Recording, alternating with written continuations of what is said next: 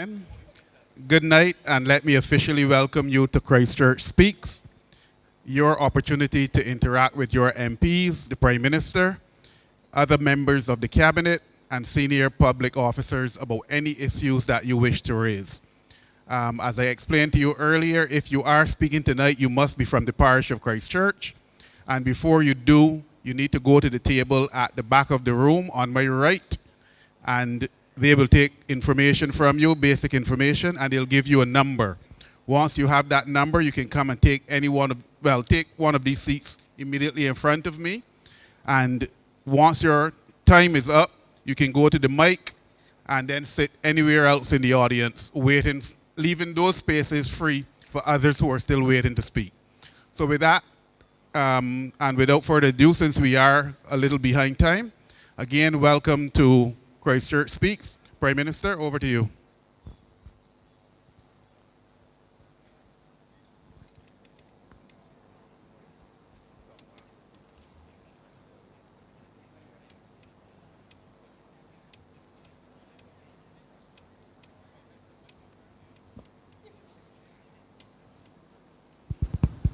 Good night, everyone. Can you hear me? Not yet still. Can you hear better at the back? Incrementally? Songman? I have no knobs in front of me. We good? I song tinny, but that's at the board as well. Good evening, everyone, and welcome again. As we said, we're going to go straight in so as to allow people to be able to get in from as early. And as I said, remember, because of the public offices, we have a hard stop at 10 o'clock because people have been obviously working all day and are here to help service. So we thank them, and therefore we try to live within that time frame. Please, who's first? Thank you, ma'am.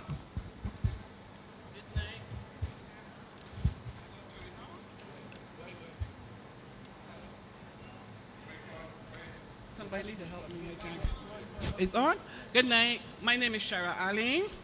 I've been here 3 times. Today's the 3rd time I'm here. Prime Minister, I come back with the same issue, and it have not been resolved. And nobody can help me. The last time you sent me to the registrar, you sent me to the ombudsman. Nobody can help me, so I'm coming back to you to help me. This has to do with a legal matter, not true? Yes, please. So guess what? You can help me. I can't help you, and I wish I could, but I am not. If I tried to help you, Wilfred, as acting Attorney General, what would that mean? That would be interference in the judicial process. You be practicing So the matter. you see, the opposition would love me to help you, because then I would become dictator number 1 and vagabond number 1. Okay. So I can't, and look, I feel your pain. You do? I do, because it's not only you. There are a number of others, and I have already spoken how I feel. That's why the government introduced new bail legislation, because we had people who have committed 2 and 3 murders being given bail in this country again too. But as much as I disagree with it, I can't reach into the court and stop them from doing it just so. So that the most we can do as the executive Yes. is to pass legislation. Yes. Now, if your matter happens to fall in an area that we can solve via legislation, then we can help you. If it resolves only around, and the AG walks in at the right time, if it revolves only around the specifics of your dispute, then I can't help. So what I will do, and I don't want you to do it publicly, is I take it that Roy has the full details of your matter. I will see if there's a policy solution separate from a legal solution. Is that fair? Yeah, well, I don't know. That's the limit of what I can do, because You can other than direct that, me to the same AG or the acting AG? and the AG nor the acting AG can't Can I help reach you? into the court either. The most we can do is make sure they got money, make sure that the building's in good shape, make sure that they got staff. But thereafter, you see, once them pleadings file, so I what I can do. can't do a thing. And this is not just Barbados. This is all over and everywhere because of the separation of powers. That's why we need to bring back, I'm told that they're doing it again, the civics in schools, so that people understand the system of government and governance and know what is appropriate for who, when, and where. So I feel your pain in ways that I can't even begin to tell you. And not that this is going to come up, but to show you how separate and apart the courts, the judicial system, judiciary, and the executive, which is the cabinet and the public servants are. You cannot remove a judge in this country without a tribunal. Correct, AG? So that even if somebody working bad, you have to have a tribunal and an entire process, because there must be no hint of any kind of political interference or interference from anybody, even in the public service. But who protecting us? But that's Who what I'm protect us telling from you. these people that So got that this if power? there is an issue, you can then write, if there's an issue with delay in judgment, AG, come and talk, this is your area. If there's an area with delay in judgment, or judges not writing judgments over and over and over, there is the possibility of them having to answer for those things. Now, I happen to know that the Chief Justice has put systems in place to be able to ensure that those judges that have not written their judgments are in a position to do so by being given both time and support. But there's only so much we can do. But it goes And I call Christchurch the belling of the judicial cat, because almost every other complaint year after year in Christchurch relates to the malfunctioning or the dysfunctional nature of the court system. This government has increased the number of judges from how many?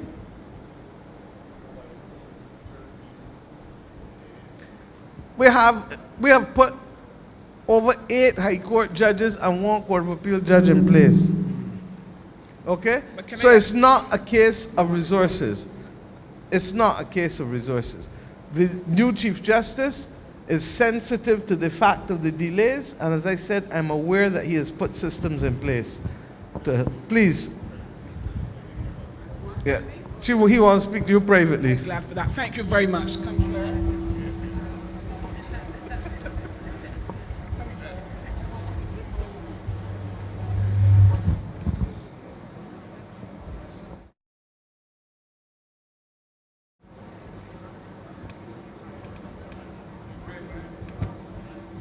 Yes, ma'am.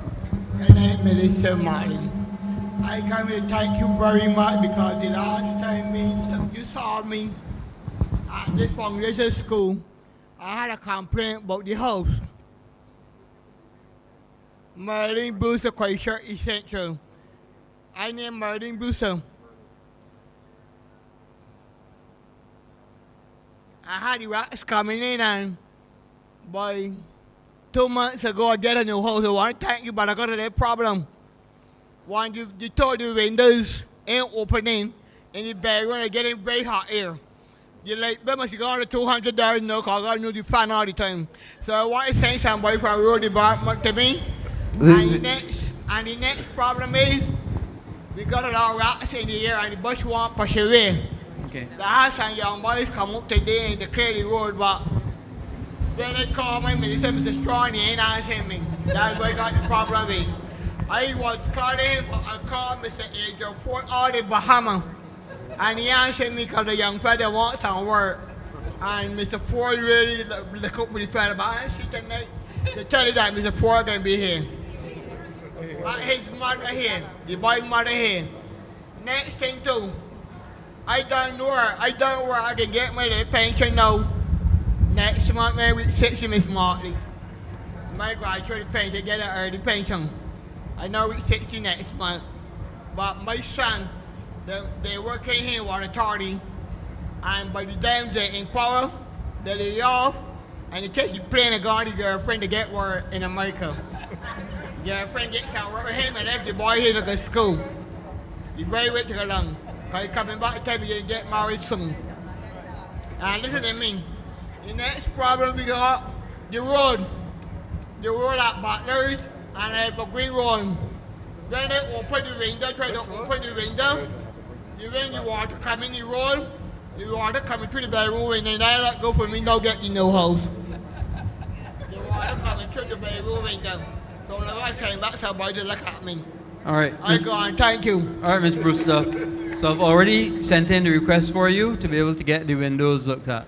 No problem. Yeah. Well, you said you got the house 2 months ago, so we'll have it in the records. Right.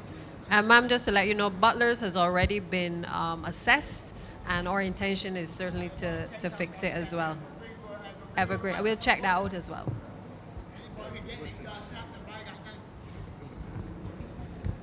Thank you, Ms. Brewster, and thank you. Thank you. Please, who's next?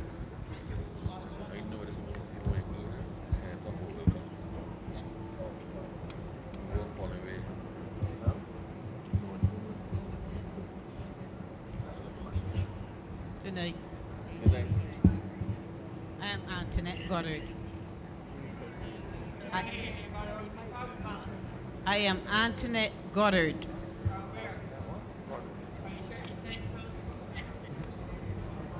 I'm here on behalf of... Just give us where you live, that's all, the district. I live in Black Rock, but I have a vested interest in property at 252 Kingston Terrace. So here's I'm what a- we're going to do, because I noticed that you are in a thing. We're going to take you separately, but we only take people who live in the parish. So, Roy, Well, you're which is Kingsland Gardens, right? Kingston Terrace, Christchurch. Kingsland Terrace. So if you come But- here, Ryan, just see her for a second, and we'll get the information from you right But I'm away. not only speaking on my behalf, Madam I know, Prime Minister, but because I'm we've speaking taken on a behalf strong- of other of my neighbors who can't get here because they're No problem. You worse speak. than You me. speak. You speak to Minister Strong right now. He's not even going to put you off.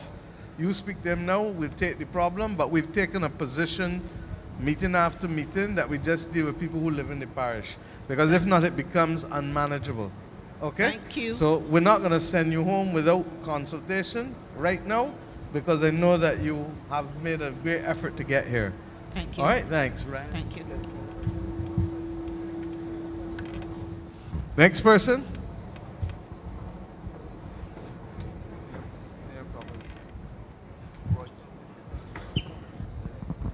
Good evening.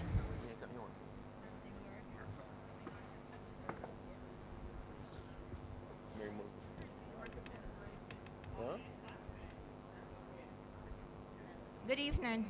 Anybody? It's on, Mary. Huh? It's on. It's on. I didn't know what happened. I ain't hearing You it. speak soft, can hear Mary. me? All the thing. All right. Mary Yearwood / Clovel Sinclair. Wilcox Hill, Christchurch. No. I believe, Prime Minister, in your wrap-up, I think it was in the discussion with the Light and Power. Senator Kerry, not Senator, the Honorable Kerry Simmons, in his wrap-up, he made a very illuminating statement. He made a quote from Nelson Mandela, where he talked about the black bourgeoisies, where they use their positions to undermine the interests of black people. Now, when he said that, I wondered where we have the black bourgeoisies here in Barbados.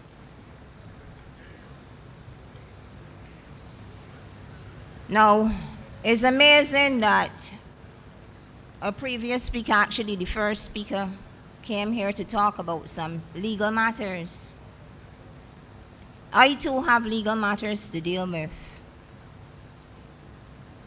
Now, the past 2 years I came here to the Parish speak. I went over to the table there to discuss matters that were supposed to remain somewhat private. Nothing came of that. I went to the ombudsman, nothing came of that. You come here tonight, third year,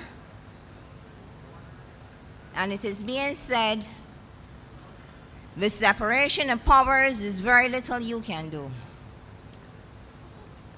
So where does that leave the average citizen in Barbados who suffers with problems within the judicial system? Now, what I want to highlight is that you made mention of the fact that you increased the judges from 5 to 8. Sorry, 5 to 13. Okay? A lot of the times I hear a lot of focus mostly on the criminal law. 10,000 backlog in the system and that type of thing. What happened to the civil matters in the civil division? This is what I want to know. The average person who has problems with property, problems with wills where people wanted to go ahead and claim what was not theirs. What happens to these cases if we have to sit down and wait till all these criminal matters dealt with? Who is addressing the the civil matters?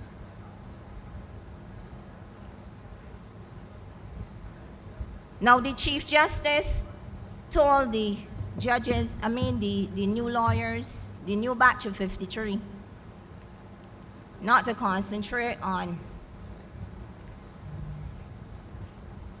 taking away clients' money. I didn't hear the Chief Justice also point out to them to learn to answer the phone when people call them. I didn't hear him tell them to return calls to the clients. If they know that they don't want to deal with a particular client, I ain't hear him tell them, put together the people file and tell them come for it. But all of these things, you hear separation of powers. Now, that leads me to the Bar Association. I mentioned earlier Clovel Sinclair, who I am defending here as well.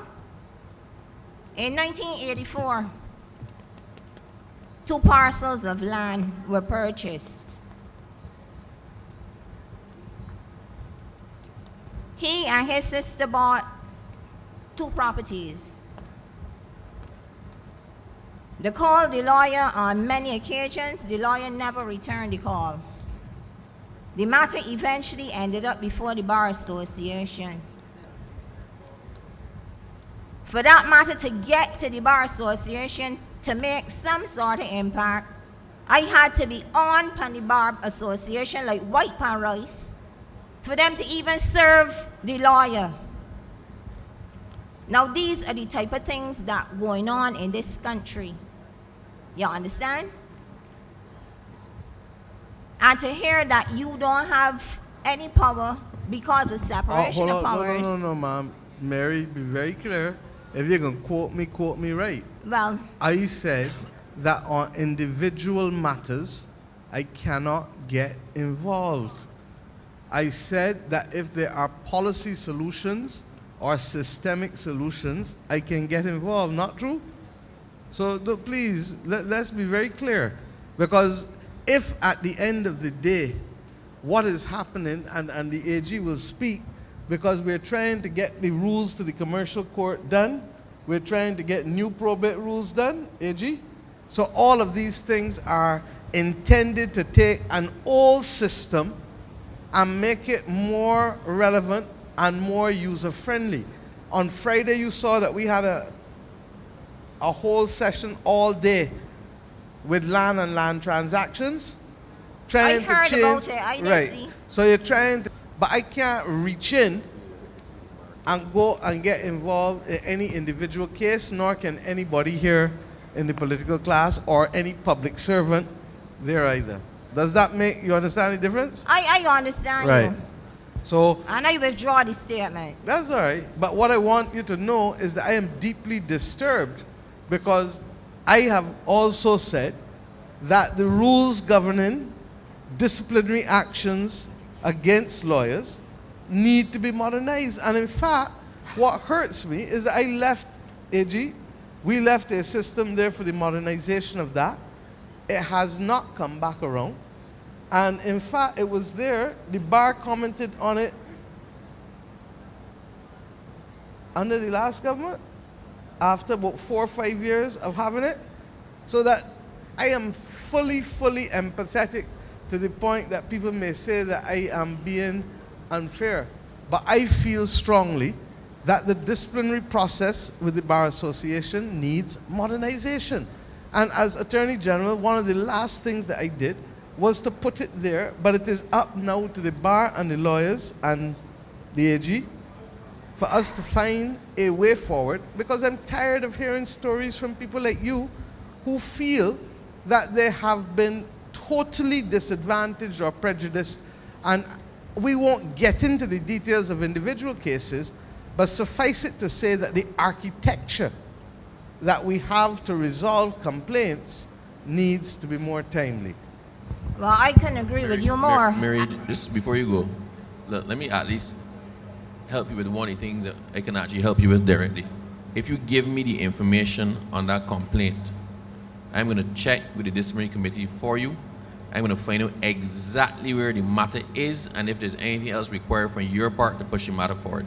So if you give me the information, I undertake within the next 7 days to come back to you and tell you exactly what the status of that matter is, and then you can decide what you're doing after that. All right, Okay? but just let me, because I was thinking about this, right?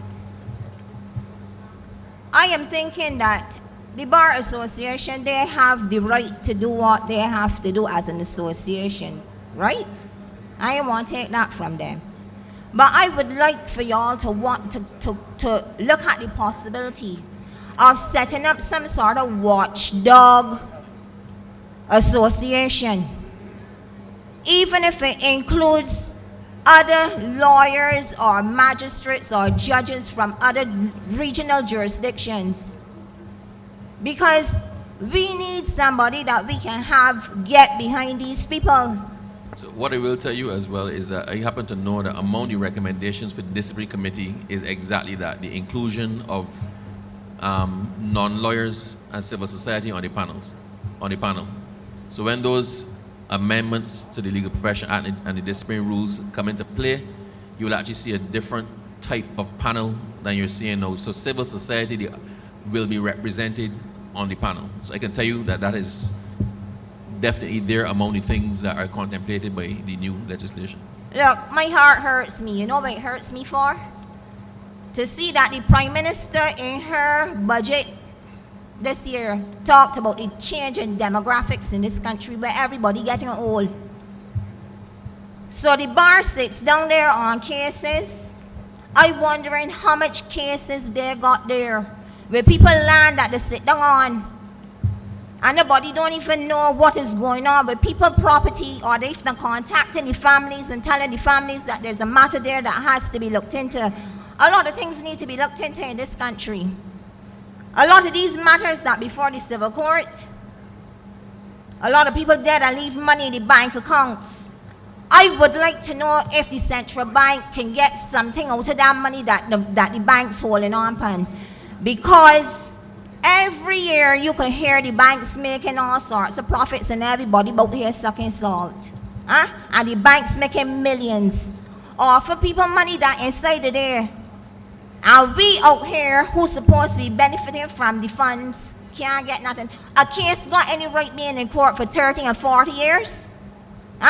So what happened with the money that's sitting down in the bank accounts? Obviously it accruing and attracting some sort of profits and interest. So who benefiting from that? The central bank. As a matter of fact, when it should be passing legislation to ensure that Mary, any cases... You sound as though you are a good platform speaker. Any cases... But before you get there, give Ryan a chance to answer you on that one point about what happens with the money, because there is a process. All right. Okay?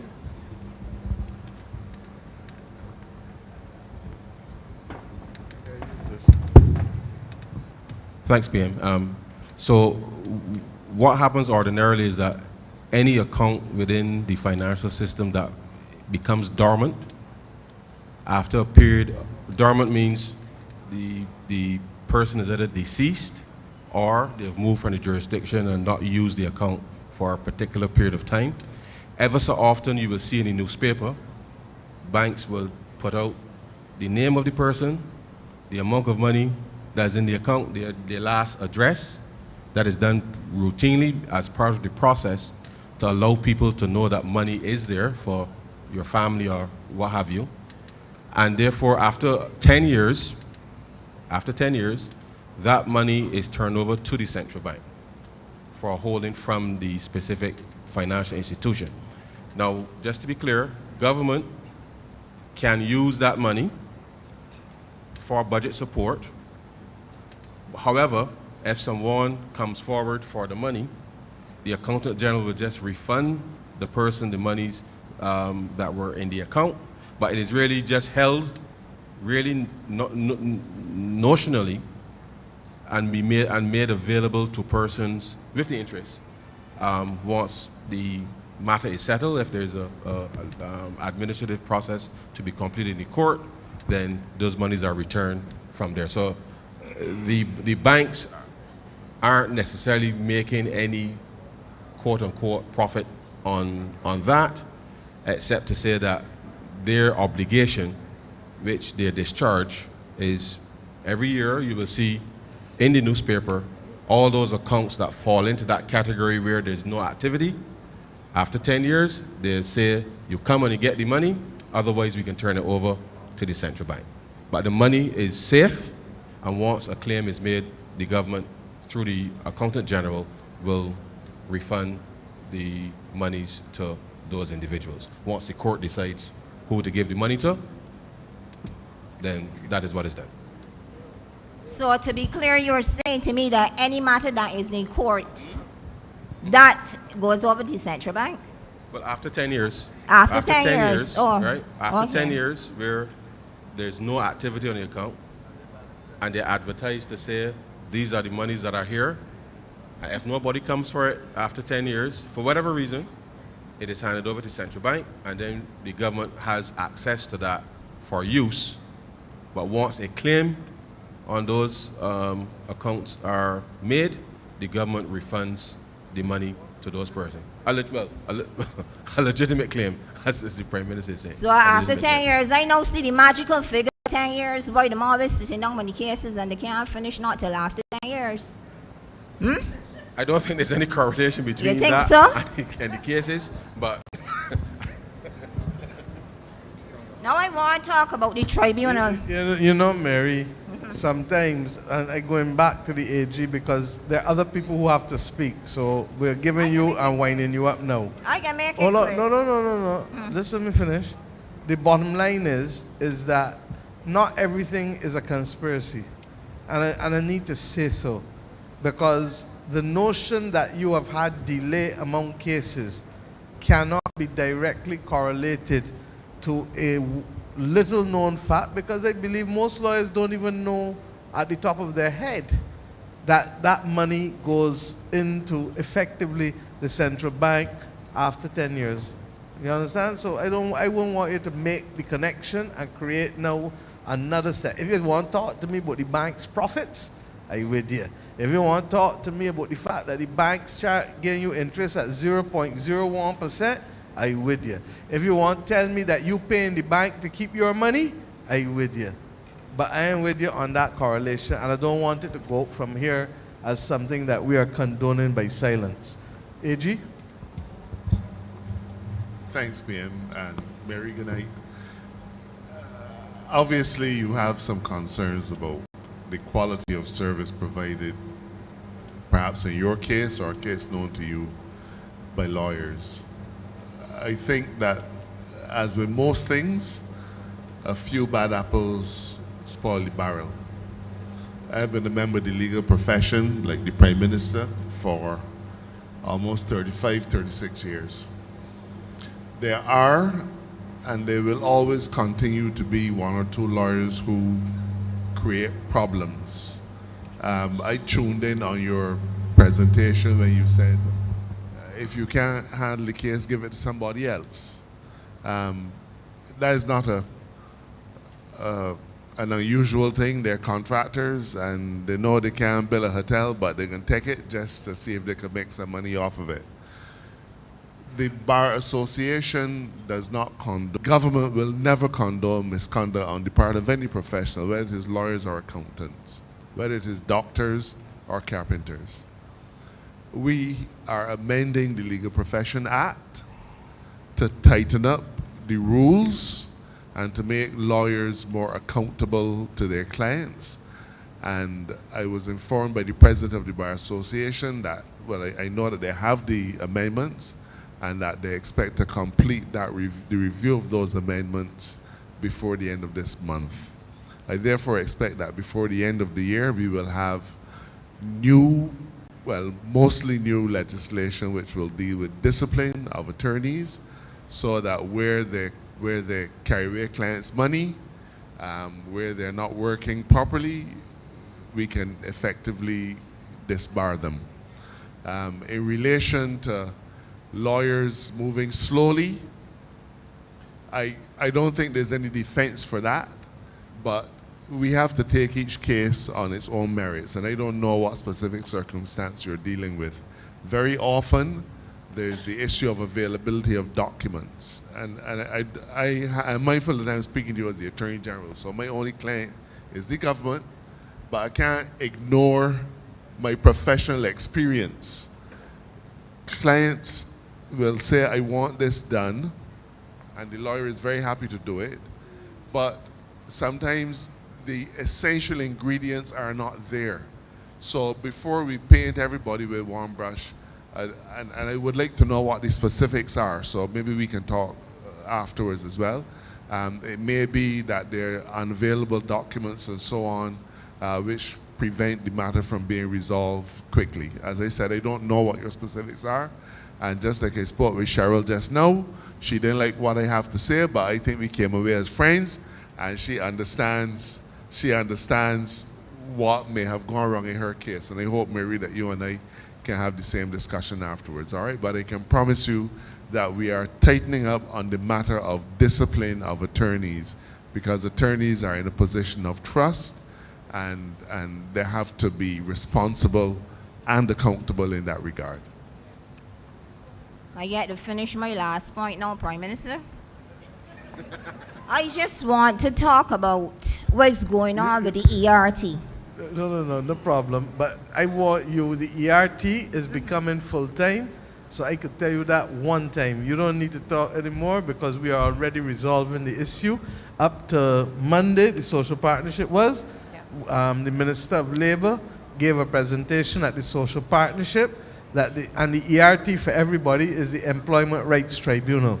So we're making it into a full-time body, because what we inherited was a part-time entity, AG, and I think the Minister of Labour would have spoken to you as well, so that what we will have is 2 full-time chairmen eventually, and then a rotating panel of persons. Is that the case, AG?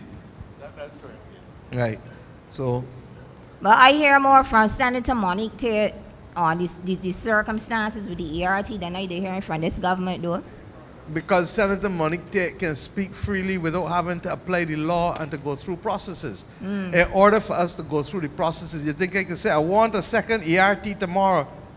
Mr. President, what can happen to me? Other than it become just oxygen used, can't go nowhere.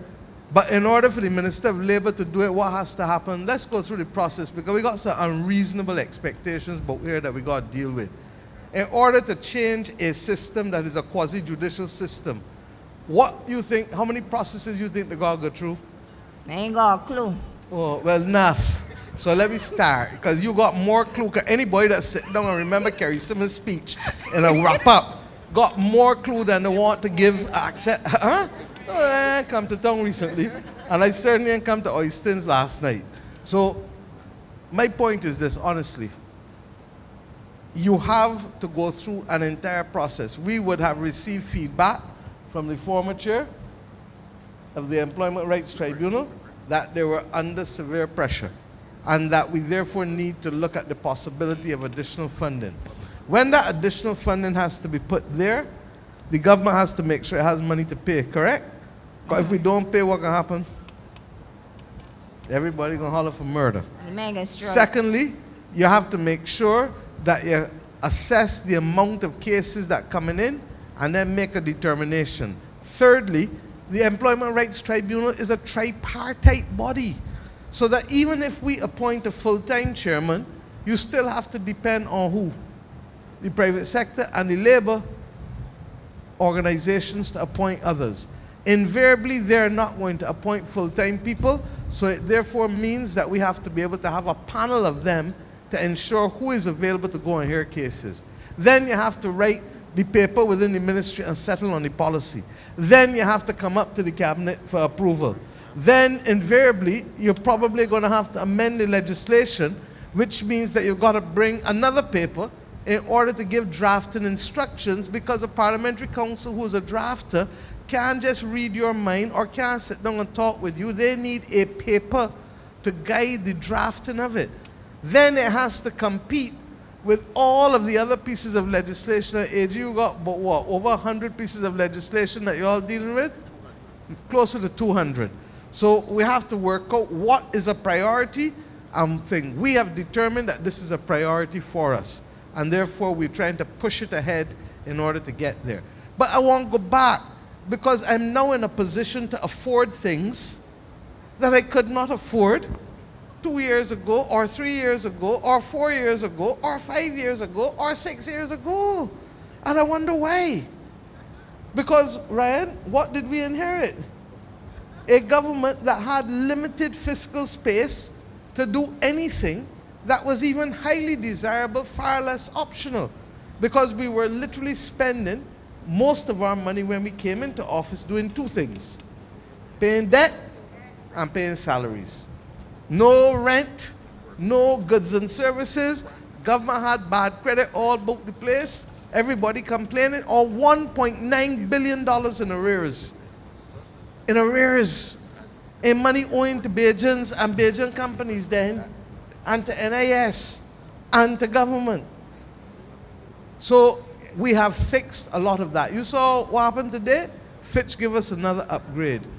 Every time we get that, that improves our ability, one, to be able to do what we have to do, because it reduces ultimately the cost of money over time. And if we spend less money in interest there, it means I got more money to spend in something else there. Make sense? Mm-hmm. So you see that thing that the IMF do on Friday, where they remove the surcharges? Anybody saw the story this weekend? Okay. So the others like to say that I traveling. When I go out there, what do you think I doing? Barbados has been at the forefront of the countries arguing for either the removal or the reduction of surcharges at the IMF. What has it meant in real terms to us, dollar terms? That we will save $12.5 million a year on what we are paying now. And what we are paying now is influenced by the fact that interest rates have increased for the most part across the world compared to where they were. That $12.5 million is 25 million Barbados dollars per year. And prior to November 1st, when this changes, we would have to look for that $25 million to pay. So next year, I know I got that $25 million back to help me with either roads or hospital or healthcare or education or whatever. Am I making sense? Mm-hmm. So, you know why these parish speaks are important too? Because it allows us to explain to people how government functions and how we can moderate our expectations, because more often than not, people don't know and people will make assumptions or do like you and make the correlation between the lawyers and the central bank money when the two ain't got nothing to do with one another. You know, it's a coincidence, but it's a coincidence that sounds sweet. Thank you, Mary. Thank you. And may I say, you clearly sound as though you need to have a platform somewhere. You are articulate. Thank you. Good evening. My name is Dulene Bradshaw. Dulene, D-U-L-E-N-E, Bradshaw.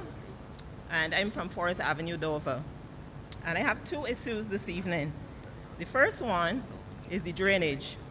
Every single avenue in Dover, as soon as the rain falls heavily, you can't walk through the road. You're walking in knee-deep water, so we just need a solution to that. We did have a visit from drainage, I think it was last month, but part of the problem for 4th Avenue is that they don't have anywhere to pump the water off. They would need to bring a truck, pump the water into the truck, and there seem to have been limited trucks, so that never happened. So I actually had contacted the polyclinic, and they came and put something in the water to stop the mosquitoes because we were getting mosquitoes in the area. So we need to figure out what is going on there.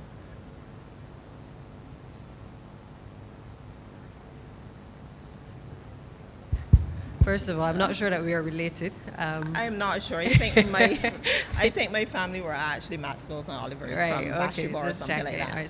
that. All right, so I'm very familiar with the issues in Dover, and I think on the last Parish Speaks we would have indicated that we were trying to do some drainage studies within that area to be able to resolve problems not just in the Dover area but in other areas that have been flood prone across Barbados for several years. So currently the initial stage of the drainage assessment and the concept designs have actually been done for the area, and I'm hopeful that by early next year, once we have some dry weather, that we will actually be able to start the actual work within the Dover area to resolve that issue. But then meanwhile, can we get more frequent cleaning of the drainage? Right, Because so I think that was yeah. a big part of the Yeah. problem. The block We've drainage. actually increased the number of teams that are cleaning and Okay. also the number of well contractors. I think there's a tender out presently for a number of well contractors to be able to Okay. bid, because we recognize that particularly with climate change, we're seeing obviously areas that didn't flood before flooding, and we have some old areas that have been long standing that we're trying to address. So places like Goodland Gardens, also in Christchurch, Wilcox, those are high priority. And before anybody else asks the questions, those are also on the priority list for us to be able to do flood engineering assessments with a view to being able to do actual works in those areas. Okay. All right. Okay. Dover, Wharton, Yeah, in all of the and avenues. Goodland Gardens. Yeah, Goodland Gardens has been knocking around from the time I was a child, so Okay. that's been major. Okay, so my other issue, which is the big issue, the Sandals laundry. Since Sandals has been operating there, we have had noise, we have had stench, the lint, and because I'm a visual person, I brought along some to show you. This is the lint. I took some of this from the patio this morning. This is just 1% of what is there, okay? Now, that's the lint issue, which covers everything every day. The noise. Now, initially, they seem to have been running 24 hours a day. But when I called to complain about the noise waking me at 1 in the morning, 2 in the morning, they weren't sure why it was running at that time. But surprisingly, I received an email advising that they would discontinue the graveyard shift. So how do you not know it is running at that time, but you know there's a graveyard shift? Of the lint, but I was aware of the noise. And I see you don't need to prove no more. But I asked Senior Minister to speak to them about the graveyard shift. And he spoke about them. No, Sorry. we can govern, don't worry about it. You have made a case against them. They have a right to be heard. I am not going to try them in public, as I would not agree to try anybody else in public. But you have done enough to ask me to cause both Minister Ford and Senior Minister Duguid to meet with them as a matter of urgency, but also to ask Minister Ford to have the Environmental Protection Department go and prepare a report such that we are in a position to have the independent evidence kicked upstairs? So they stopped the graveyard shift, okay? But they now operate 7:30 a.m. to 9 p.m., which in a residential area still is not acceptable. Some mornings, about 5:30, 6 o'clock, they wake us by pressure washing whatever machines they have. They're pressure washing at that time. Nonsense. Then there is a stench. Now, they try to, I don't even know what's the word, pretend that the All you're doing is telling me that we need to have the independent report, and they need, and But- the EPD people need to know but- whether but- that but is an EPD appropriate activity for continued operations from the site at which they're operating but it. EPD has been there. But I have not seen the EPD report, have you? EPD went there, and every time I called about the report, oh, we're going to submit it to Sandals, et cetera, then I kept calling, and I was told, oh, it has not been approved. You do the right thing, so we will find the report. Don't worry Yeah. about it, because reports have been there before at cement plant. A report was there, and I didn't know about it until I make noise about 3 years ago and send for the reports. Well, we need so something we done will, urgently. I hear you. I hear Urgently. you. It's been years. And I've asked, and Minister Ford It's has been heard you. years.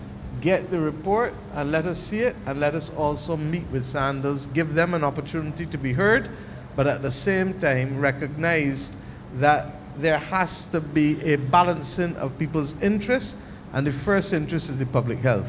Can I, before I close, can I also ask you to find out from Ralph Thorne what his meeting produced when he went in 2021? Because we did have a meeting with him. I cannot speak for Mr. Thorne now. I I'm- could not speak for him then, and I certainly I am cannot just speak for letting him in you the know. future. I am just letting you know. We I went hope it's through not all a case of, that. I hope it's not a case of easy come, easy go. I will just say I personally met with the general manager of Sandals at the time, Mr. Ramel Sabrino. I have met with Lucky. I have met with David Hines. Ralph Thorne supposedly met with them also, and this is years. So, yeah, I heard so. I heard he's their lawyer, so, but anyhow. So I need some help, please. In fact, all the residents need help. So I am representing all of the Julie, residents. just be careful what you say. What you say is being broadcast, Okay, and I don't want you to end up in any trouble. Just be careful. okay. That's why I said supposedly, allegedly. I used the right words, didn't I? Supposedly, allegedly. But seriously, the residents need some help. It is detrimental when you're looking at the environment, mentally, physically, financially. They have been totally detrimental to the entire area. So we need some help. Yeah. Thank you.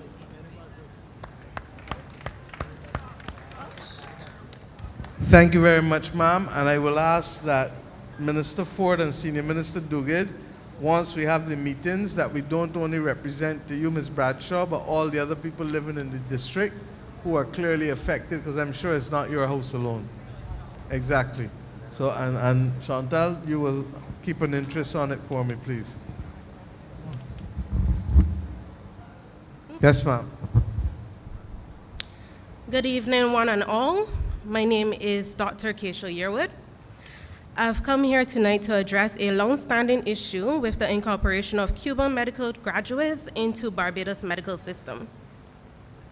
I can quote David Denny, president of the Barbados-Cuban Friendship Association, where he wrote an article in the Sunday Sun stating, "This has been an ongoing issue since 1998, and I believe it's time that it should be resolved before Her Right Honorable Mia Motley should leave office."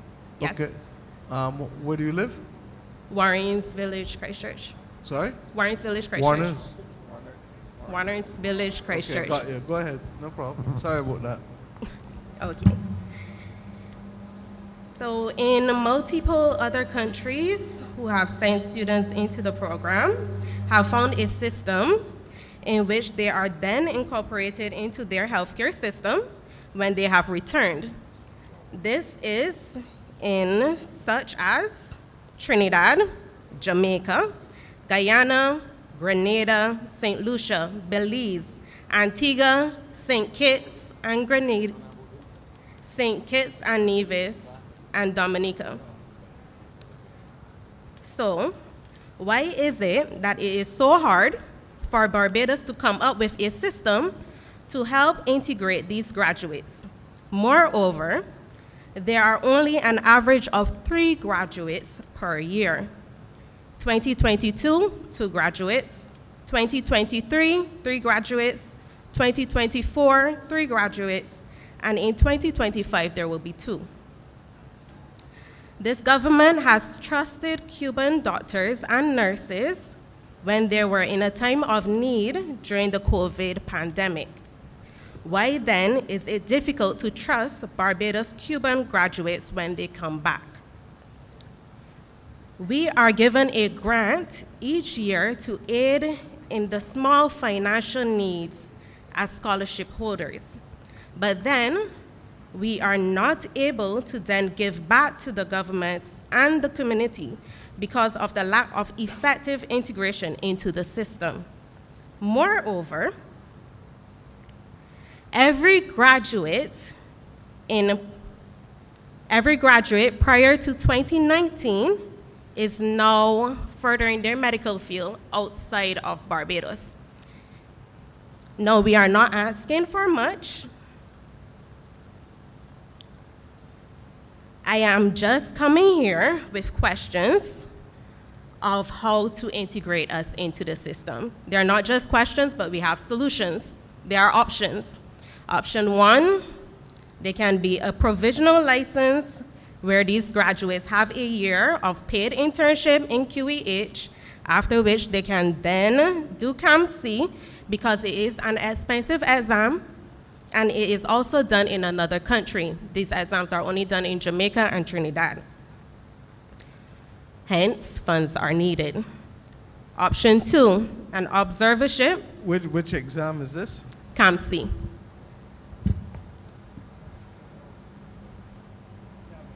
Option 2, an observership for 3 months, followed by a paid internship for a year in the public health system. Option 4, option 3. Give me back option 2 again, please. You're moving fast.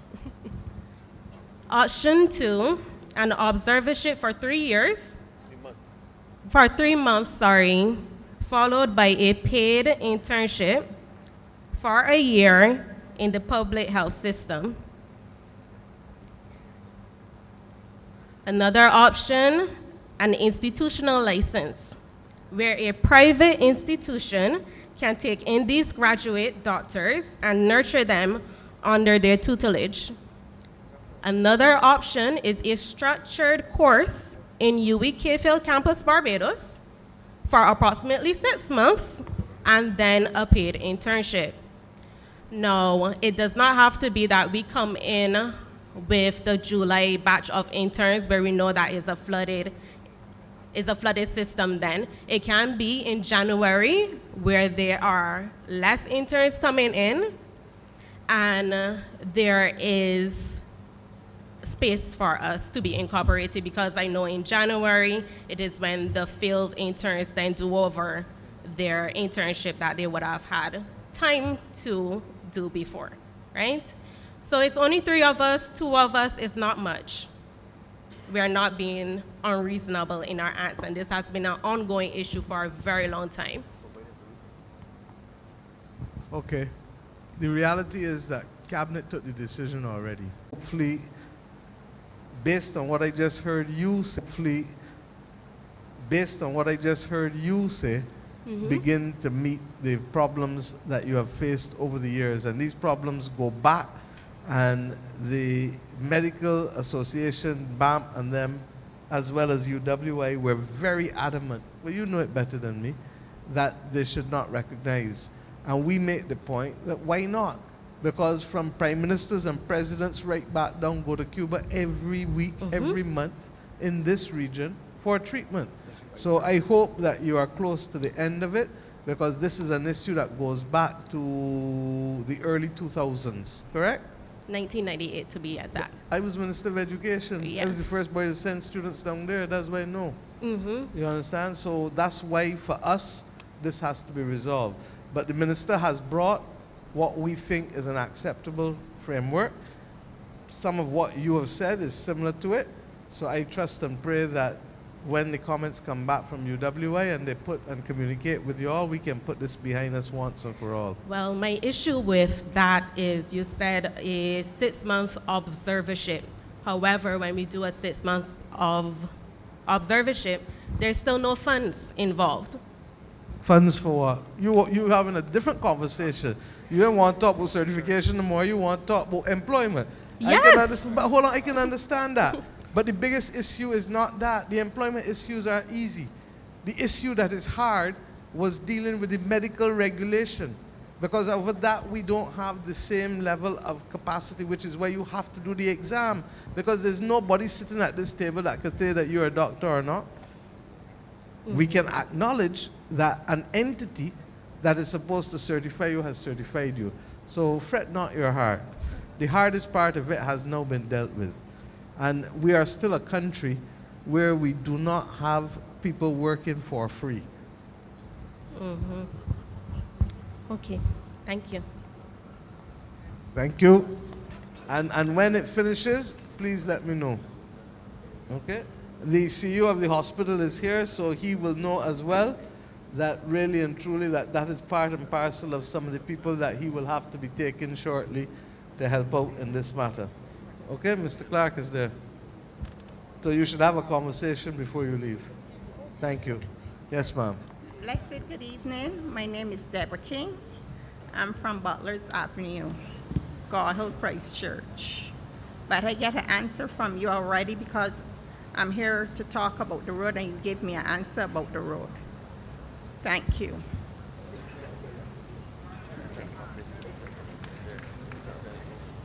Yeah, we dealt with Butler's just now on Evergreen Road, so thank you.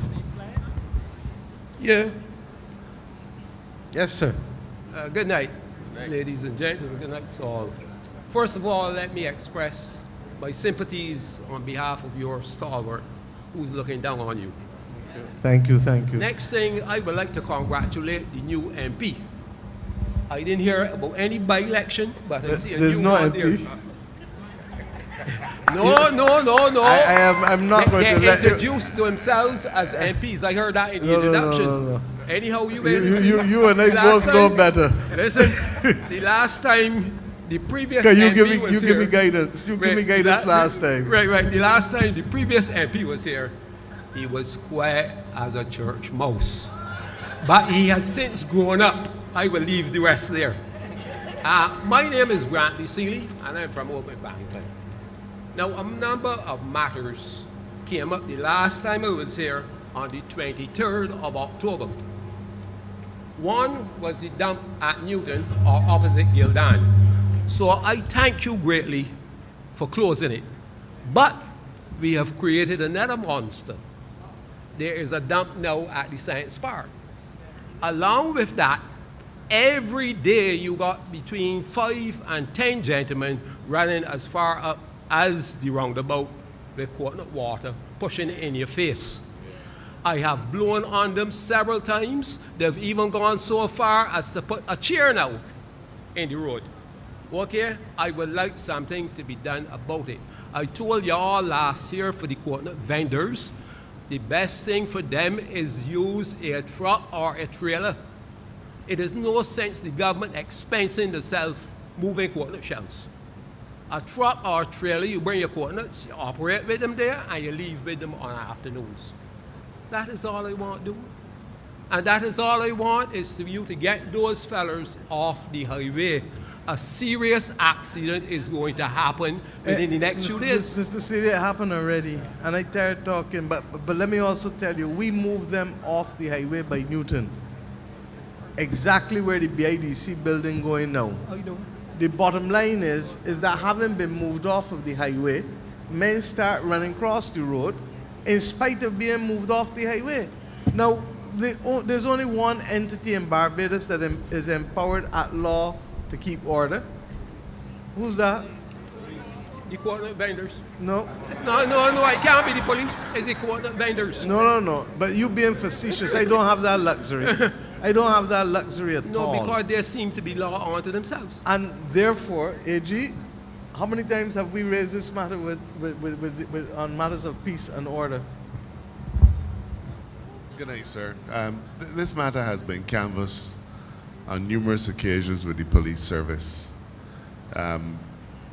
We've always tried to be very sympathetic with small businesses, and that's why we took the decision to relocate them to a place where we felt they could still play their trade, but that the rules of the road would be respected and that they wouldn't pose a threat to any other users of the road.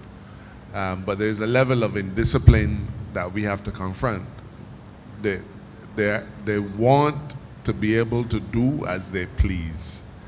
And when the authorities clamp down on them, then unfortunately you're going to hear everybody saying, the poor black man, we're the worst people in the world, and so on. If we decided we can stop you from selling coconuts in that area at all, you will hear that we are not supportive of small businesses. It is always difficult for a government to enforce some of its regulations, but the Prime Minister and I have both spoken to the police.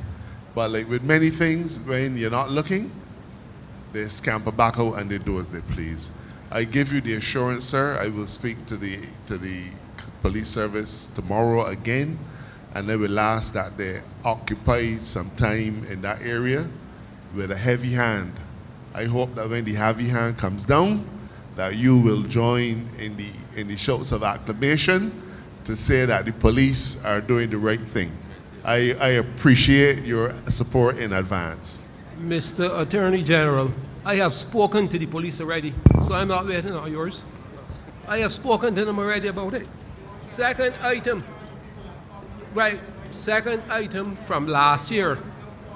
I spoke to y'all about a serious matter between Newton Roundabout and Searles Roundabout with the markings. Now the edge of the road going by the golf course is about 1 foot high as against the others, which is about 3-4 inches. When it is dark, you do not be able to see that and negotiate. There's supposed to be some markings in the road. I heard that the money would come back into the consolidated fund or some area like that last year, that there's no way that they couldn't have money. Last year, y'all told me that they just got money to do the markings. They ain't marked yet. The road up there is still the same way. See people marking when they come up here tonight, right there by Garfield Sobers roundabout. Yes, but my only thing is, and I didn't know how I feel, because to mark at 5 and 6 o'clock in the evening and 6:30 in the evening is too early, and it causes traffic blockages all the time. And we already, William, from when you were there, agreed that you can work late at night. So I'm not sure why they're there at this hour. But equally, I'm sure that the DPM will find out for you what is the issue on the markings that causing a problem when the same highway is being marked as we speak tonight. I understand. Okay, next item from last year. Going from off the highway through St. David's, to St. David's through Bannantine. I asked last year about the equipment. I mentioned that I usually call South Point, and the word is the equipment breakdown. I heard last year that the equipment was all going to UCAL and we would have this equipment up and ready and there. The situation across between Bannantine and St. David's, which is used heavily by 16-wheelers on morning hauling oil, and in the last week by dump trucks coming from down St. David's, coming right up through the highway, is that 1/3 of the road is taken up by bush. It is high now as the high tension wires.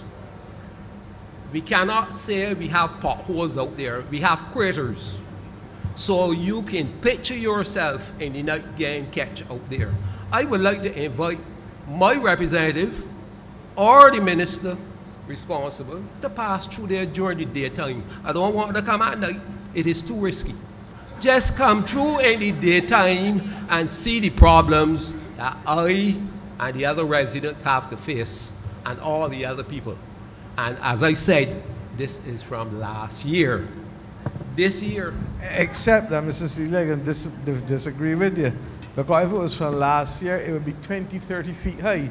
Because, no, let me get real. The rain that we've been getting has been excessive. And Santia knows how I feel about the bush, so I ain't defending nothing. All through the country, I went up to see Sir Henry Monday night. You understand? So I know exactly what we're talking about. And even areas where there has been reasonably regular debushing has gotten out of hand because of the scale and level of rain that we have. So I'd like us to be a little more thing. It's easy to say, oh, from last year. You and I both know that that can be from last year and that they had to have cut the bush somewhere along the way, but they also did patching. Now the reality is that whatever patching you did, the 4-6 weeks of convection rain you had, what do you think it do about here? It's the same problem. So let us work to solve it. I hear you, and I certainly insist, Santic, please speak on the pilot program that we're doing now in order to be able to keep the bush off the road and how we're trying to be able to approach it differently. Because systems that were suitable to this country all along are no longer suitable in the context of a climate crisis. And the standards for drains, wells, all of those things, culverts are no longer suitable as they were before. And that's why we brought in Daniel Best from CDB, who's on secondment. He's been with us for a year and has made a tremendous difference to us starting to refocus and rethink how you change decades of standards that were left at MTW. Ms. Motley, I made a mistake there. What I was about to say is from last year, these were the problems. I am now going on to this year's problems. I am sorry, madam. Since you want to be funny, I'm going to let you be funny. No, but no, before no, you go, no. But I'm not going to let him, Mr. Seeley, give the impression that, and Public Works can certainly defend themselves, but I'm not going to let you give the impression that no bush was cut for a year, because that's not true. No, but you okay? heard what you... Well, I can come to this year's problems with you too, because when she finished speaking, I know you're going to want to speak again. But don't give the impression that no bush was cut for 12 months. Because if it was not cut in the 12 months, tell me what height would it be? Look, the man behind there trying to show you how much taller it would be than you. Listen. When your minister and the representative passed, as I said before, what I was stating is that these were the problems from last year, not the height of the bush. But what I'm going to tell you is that when the two of those go over there, they will see them up to the high tension wires. That's all I'm saying. So Grantley, I agree with PM. It's not a case where we have not cut the bush at all. I think in fairness, because of climate change, we're seeing a difference in terms of having to now debush even more than we had to before. And one of the programs that PM would have mentioned earlier is a program for highway beautification. So what we've done is, as you know, we have NCC working within the communities. We've looked at the fact that we have other roads that have been neglected in some cases from time to time. We have divided up a number of the arteries across the country, and instead of us hiring back workers within MTW, what we've sought to do is to encourage small businesses, small entrepreneurs to be able to get involved in being able to hire persons themselves and to be responsible for a particular stretch of road. So you're going to shortly see persons responsible for the same stretch that you're talking about 800 kilometers or so. They're going to be responsible for 800 to 1,000. They're going to be responsible they're going to be responsible for those areas, and they will have their teams of persons that they will then clean the areas, they will debush, and then in some cases, working alongside NCC, what we plan to do is also do planting of both the cuscus grass and also some shrubbery as well. Okay, as it relates to the road, again, you will see a lot of potholes arising more as a result of the heavy downpours of rain. when we've been going through the Parish Speaks, and people have been complaining genuinely about potholes emerging. And I don't think the problem is as bad as it was, because what we sought to do is not only focus on MTW and the depots doing the pothole patching, but we sought to outsource through the private contractors. And I think you saw recently where people were complimenting on the fact that they saw work being done where they were cutting a hole, and instead of throwing it into the hole, they were actually cleaning it before they actually did it. Well, those are the external contractors that are actually doing that work. But when the rains come heavy as they do, it is difficult to be able to get to all of the areas that are critical. So as I said, we're going to get to it, but we've ramped up the program again in terms of the outsourcing to be able to allow us to do the pothole patching a bit faster. Thank Right? you, ma'am. But one of the things that I think causing a lot of the problem is that road wasn't built for this type of heavy traffic, which we are getting these oil tankers every morning coming through there. So I grant that, okay? So I'm just outlining that, okay? What I would like to... Then what I'm suggesting is that I think, and the broader point is not that road. The broader point is heavy duty equipment on the roads of Barbados. I am tired seeing, and I've spoken to MTW, seeing the cement that spill on a roundabout, especially when the road just recently get paved. And there has to be a way. There's a simple principle globally, you know, the polluter pays principle. If you pollute, you must pay. Now the problem is that we don't know which of the companies is the polluter on this one. So therefore you deal with the class of polluter. And if you deal with the class of polluter, then you begin to have an understanding, because they themselves are not paying attention to their consequences, and they're not paying for the consequences either.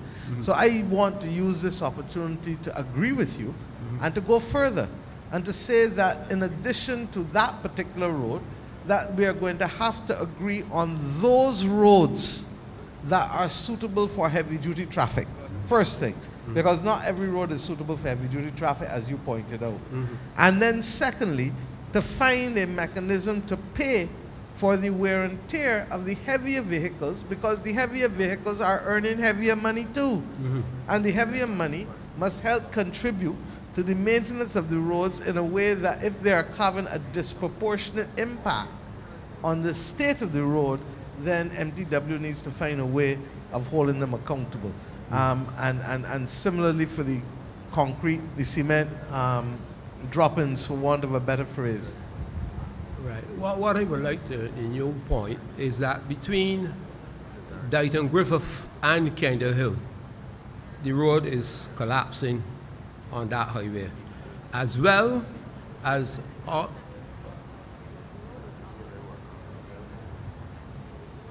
collapsing. I can't allow you to say it is collapsing. Okay, it's dropping into holes. Right, you said it dropping in a hole, but it is not collapsing. We are well aware of the issues there, and from time to time you see that in terms of the surface of the road, and MTW is actually looking at addressing that. But it's not unsafe, and I don't want you to say it is collapsing, and people when they're leaving here going down the road feeling as though they're going to fall in, right?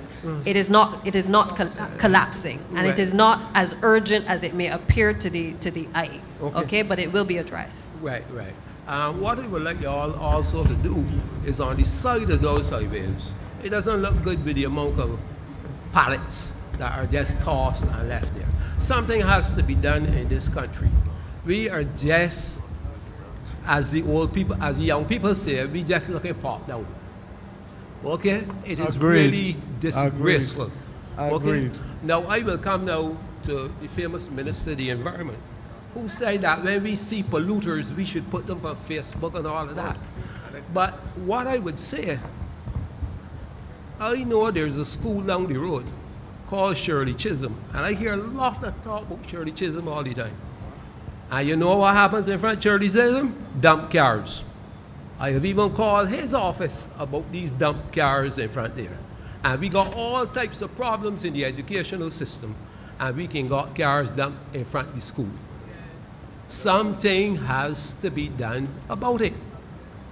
We just playing the fool with it, and it is too many months that I see the vehicles there and nobody isn't doing anything. Huh?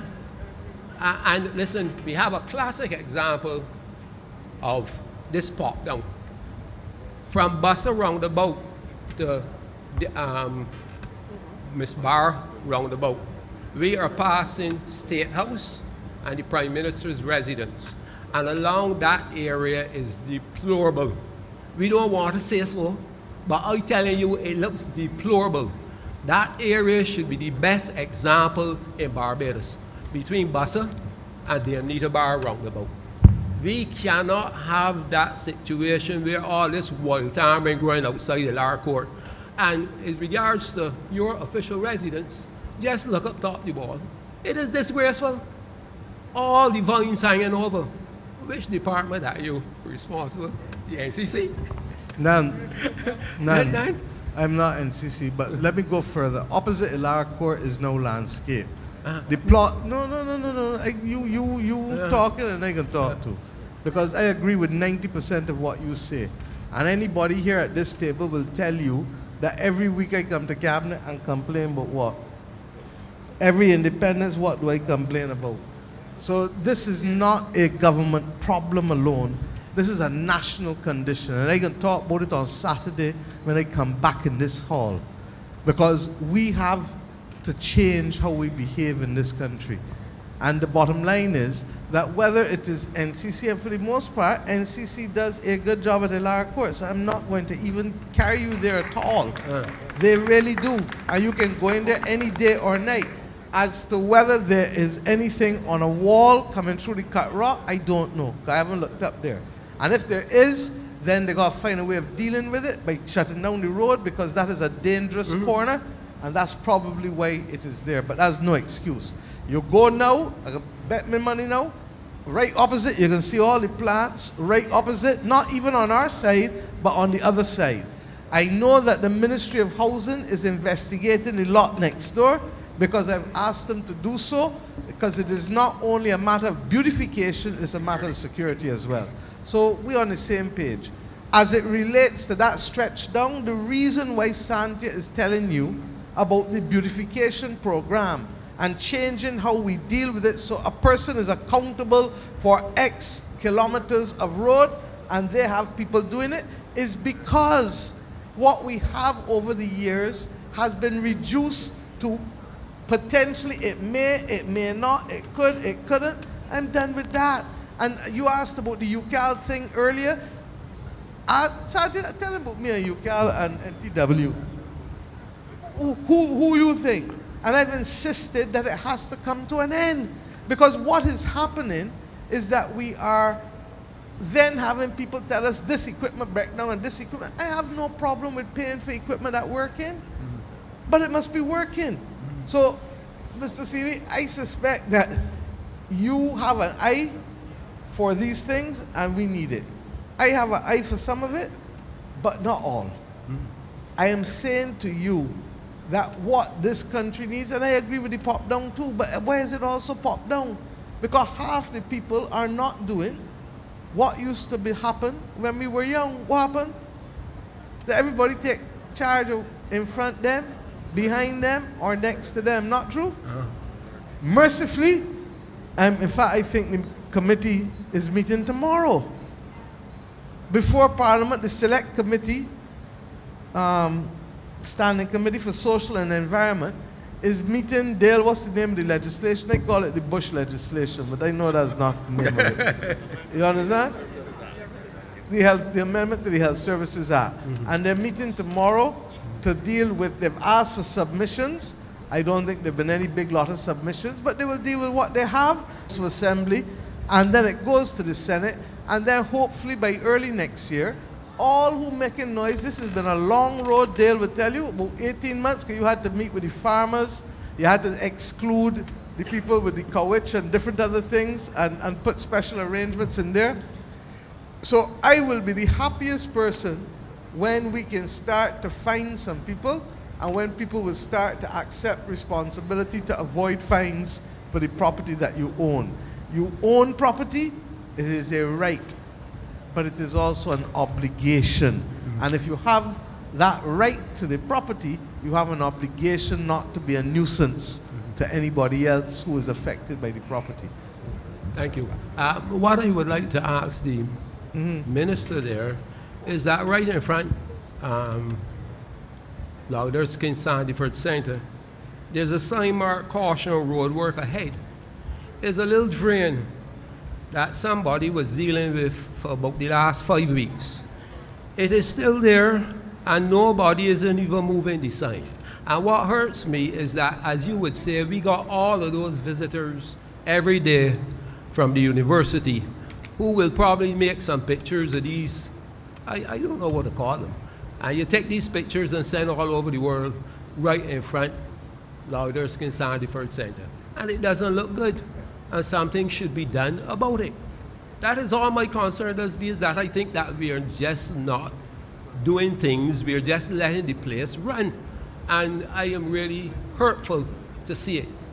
You know, what I wanted to also ask the Minister of the Environment, what has become of the recycle situation with those blue bins?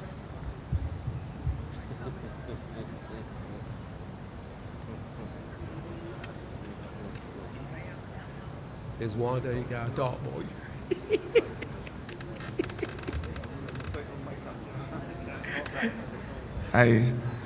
First of all, let me agree with you 100% and state that I would ditto everything I said before about the shame and blame game in terms of us destroying the beauty of our environment. There is an idea that someone is sure you're familiar with based on my perceived age of you, and that is Beautiful Barbados by the Merry Men. Now, as much as government is doing, and we are putting our endless efforts in terms of beautifying this country, the onus of each one of us as Barbadians to ensure that Barbados remain a clean, green, and beautiful place.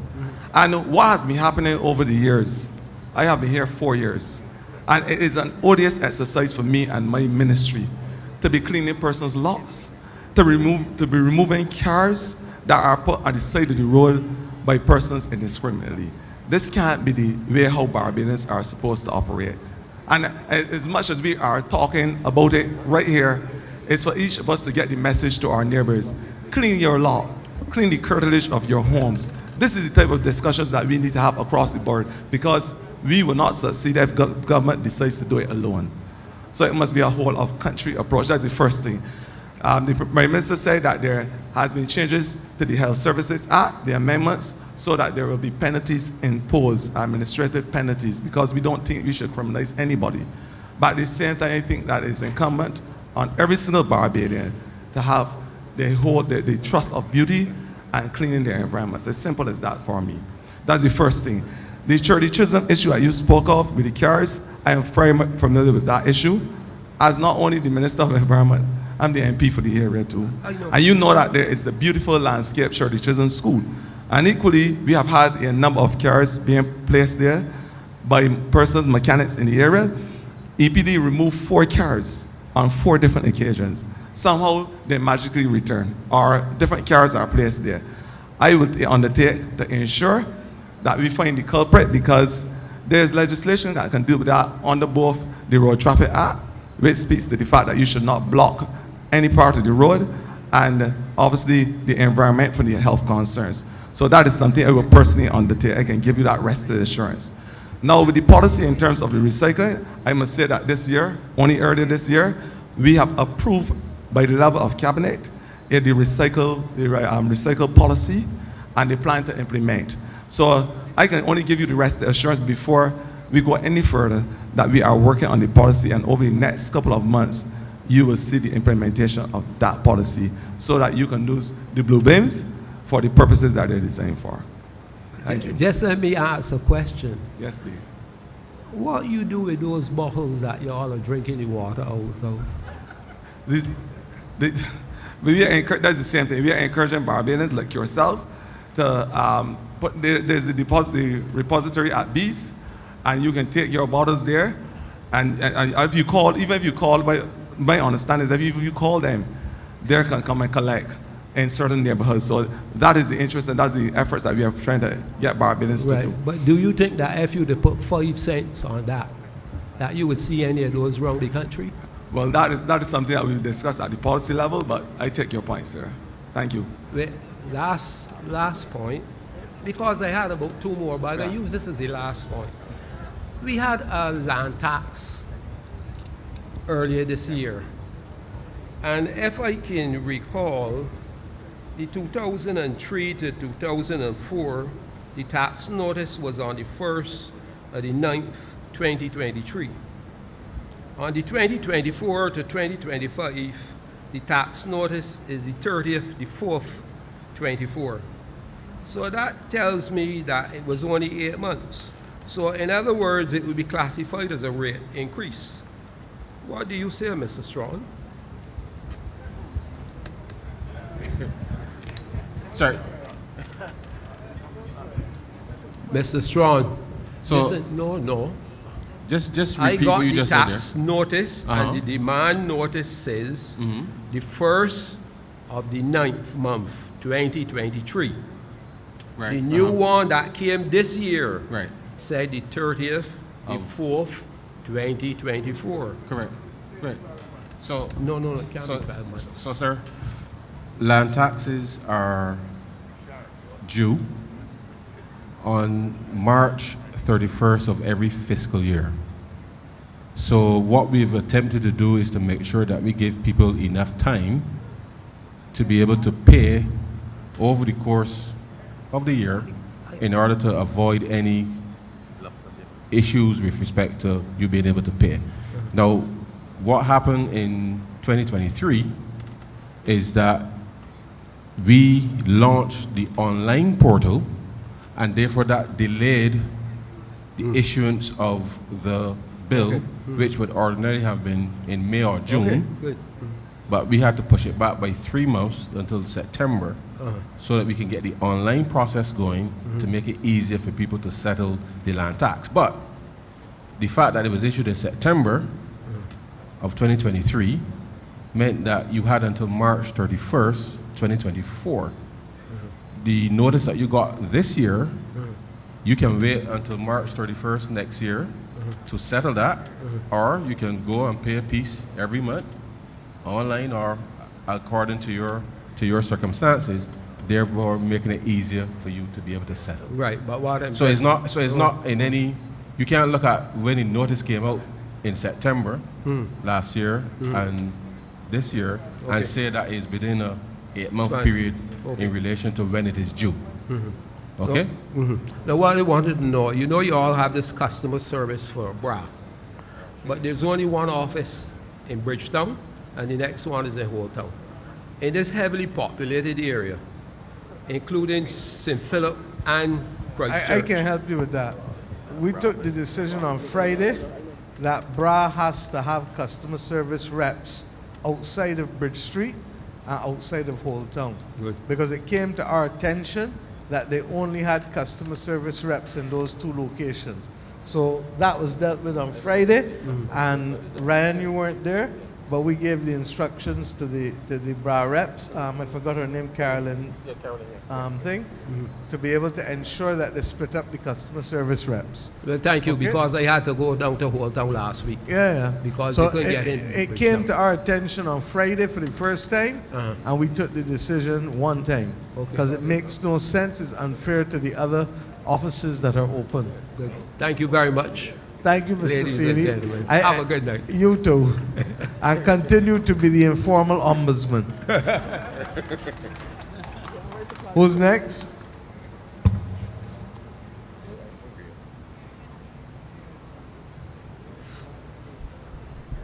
Blessed good night, Honorable Prime Minister, Cabinet members, personnel behind the scenes and in front, ladies and gentlemen. My name is Shirley Aline. I live in Kendall Hill, Christchurch. I have 3 quick issues. Lighting. I had to go and buy 2 solar lights to put on the poles in my vicinity. Because like when I catch the bus from Warrings and I'm getting home late, they always say behind a bush you may find a man. Right. So I buy the lights for all of us in the vicinity out of my pocket. Okay? And I went to Mr.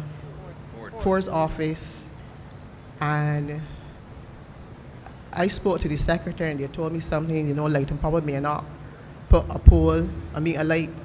I live in a cul-de-sac there too, so I live in one.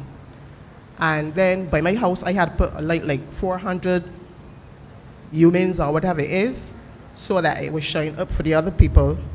And then when people park the cars, at least they can still see where they're going, okay? I'm not asking for a refund, by the way. Now, the other issue, they're intertwined. This is the road, and where I live floods. Almost if the rain rate to set up these flood. Now, I say that to say this. There is land on my right, which is above me. Now, I live from the constituency, so I live in the bottom.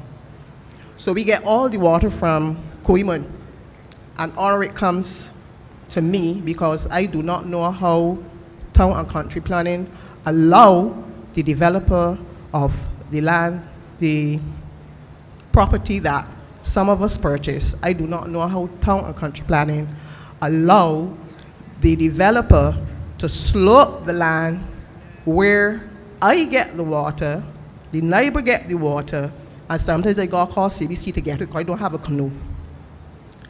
I have to buy these boots so that when the rain falls, I can get to work. Next thing is, I need to put on my proper shoes to go to church. I have to step in somebody's bush to get out. My family friend had to go and get a truck to put some debris so that we can get in and out. At my right, there is land that I used to clean. It's not mine. These shoulders can't do it no more. But I and another old lady used to go and clean. He knows the land. We used to go and clean the land. The grass is taller than my house. It floods. Prime Minister, I don't want to tell you about flood. One day I come home, the water to my knee. So you will say, I need to get to work. But how am I going to get to work? If by the outside setup and the rainfall, I can't get out, I can't get in. And then the water is not only water, it is dirty. It is filthy and it smells. So there's this, I think is acres of land undeveloped. So when the water comes, where I live it's lower, so all of it just floods right across to my home, the other neighbor's home. And I even call drainage. There's a private development? Yeah, the private developer paved the road. Right, but didn't do drainage. But the drainage is to our house. Right, in other words, he paved the road, but he didn't do the drainage properly. No, Right. and then there's a, I don't know if you call it a well, but something with a hole. And as rainfall, it just fills up. Obviously is inadequate. So the question is, Adrian, you said you have asked MDW. Go ahead. Thanks. And I know my good constituent know that I have been down there. We have carried the drainage unit on more than one occasion. Up to yesterday, we happened to visit the area because we are looking to do that whole road under the community road project being led by the Ministry of Transport and Work. So that's one thing I can give you the rest of the assurance on. The road was already approved only yesterday to be part of that road program. So that is the road concern. The drainage division went. They have assured us that they will keep maintaining the cleaning of the drains in that particular area. So that would lessen the amount of flooding you will get for sure, because that is an insurance that we have been given from drainage. And thirdly, as you notice too, my ministry has been responsible for a lot of the debushing in the area. Up to beside the office, that lot we completely clean. But it's not, as I said before, for government to be doing the cleaning of private lots. The owners now have to be made accountable, and that's what we are doing, along with the Ministry of Health. And you would have seen the environmental health officers out. Up to the last time I checked, there were about 42 persons brought before the court under the Health Services Act for failing to keep their land in a clean state. So these are things that we are implementing. I can come tomorrow, I will guarantee that I will come tomorrow again. me and my assistants, we will come down there tomorrow and see about the drainage issue, but the road is already being looked at in terms of having it resurfaced. So that I can give you tonight. I would like to ask a question. Yes, please. When an area of land is developed and you have a road, is it 10 years this road becomes a public road? I guess the AG will have to help me with that one. There's a convention that after 10 years, the government takes over the maintenance of it, but there's no rule of law that says that.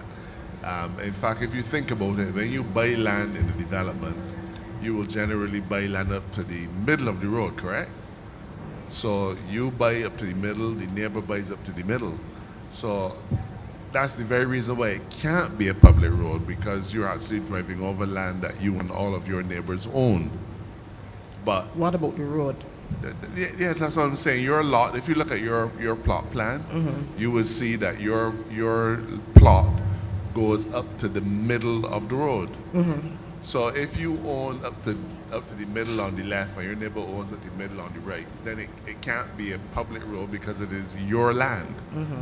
But by convention, after 10 years, the government, and this goes back now for donkey's years, the government has taken over the maintenance of the road. But the truth is, it doesn't belong to government. Public roads are roads that are physically owned by government. It's just that as a social good, we will take over the maintenance of roads in developments after a period of time. My take is, people got vexed when the Prime Minister said, or whoever it is said that, if people don't know, I'm a property owner. I clean my lot. I will go and clean somebody else's lot because of, whatever. People get vexed because it is said that if they don't clean the land and the government has to clean the land, that it will get put on the property tax and whatnot. I do accounts. I don't see anything wrong with it. Happy to hear that. I don't see anything wrong with it, because just like how we have the water bill, we have sewage, we have the water, and then we have, I think it's SSA, the sanitation, the pickup, garbage, whatever it is.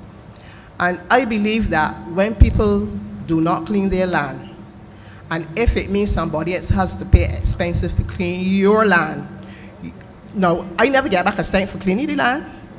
I paid years and years and years of cleaning this person's land. I haven't asked for a cent because it was in my best interest, right? So if it means that the government or somebody else has to clean the land, I see nothing wrong with putting it, because when you have the land tax, it did not say it is land tax payment. It comes as a different payment, and honestly, I don't see anything wrong at all.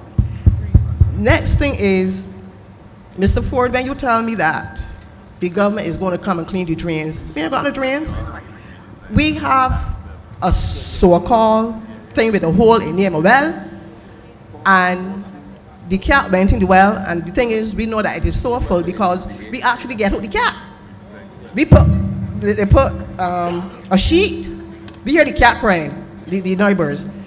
They put all kinds of things for the cat to come out here and get out. So when you put the sheet, the cat climb out, so which means that the well is full of debris. Now, I had planned, maybe early next year, I would take my own funds. The Prime Minister didn't give me the increase, but I would take my funds and go and get the well clean, because at the end of the day, I have to work. My child has to work, and other people have to work. When the rain falls, I'm not kidding, this is no laughing matter. I'm asthmatic. And the rain, I mean, it is real high. The stench, sometimes I can't stay home. Shirley, I hear you, and I think we got the point. What I want Santi to do is to ensure that the drainage unit, just as we're doing Goodland Gardens and Wharton and Dover, that we add down by you in Kendall Hill to what they're looking at. And you have been very passionate about describing. I only want to make one comment. I said it in July in St. Philip. and William, you're in charge of planning. And there has to be, a lot of it I accept is dated, because how old your development is? The area is quite, let me say from 2013, 11, the houses, that particular development. So that's the point I'm making. And then regardless of whether it's recent or back in the 70s and 80s, like a lot of the developments in St. Philip, we have been the victim of private developers doing as they like, not complying with conditions. But I don't blame them. I blame town planning. Country planning, yes. Because town planning must have an enforcement unit looking specifically at whether developers are truly complying with the conditions that are there. Okay, so I'm with you 150%. But in the interim, I don't want you having to do what is not your responsibility, and MTW will add out by you to the list of those areas that need serious drainage works. Okay? Thank you, ma'am. What Thank about you. the lighting? And the lighting as well. Lighting as well. Although I'm told that you want a light on every pole. No. Which may not be. No, there are two cul-de-sacs. Okay. There are two cul-de-sacs, right? I live in one, the other people live in the other one. So what happened is, because where it's developed, the little road that the government may have to do is only 100 meters Yeah, long, that's right? why he said the small 100 road. meters The long, small road, right? yeah. And when you're from there, you cannot see a thing in the road. I got you. You cannot see a thing. So the lighting will be done. So the lighting is bad. Yeah, and the light- sometimes if I have to come home, You don't have to explain any further. you understand what I'm saying? So it's And- not having a light on every pole. I Yeah. put one up on every pole. But it's not having a light on every pole. I thank you for the I clarification. able for the boy to scrape me out this year. Thank you. Who's next?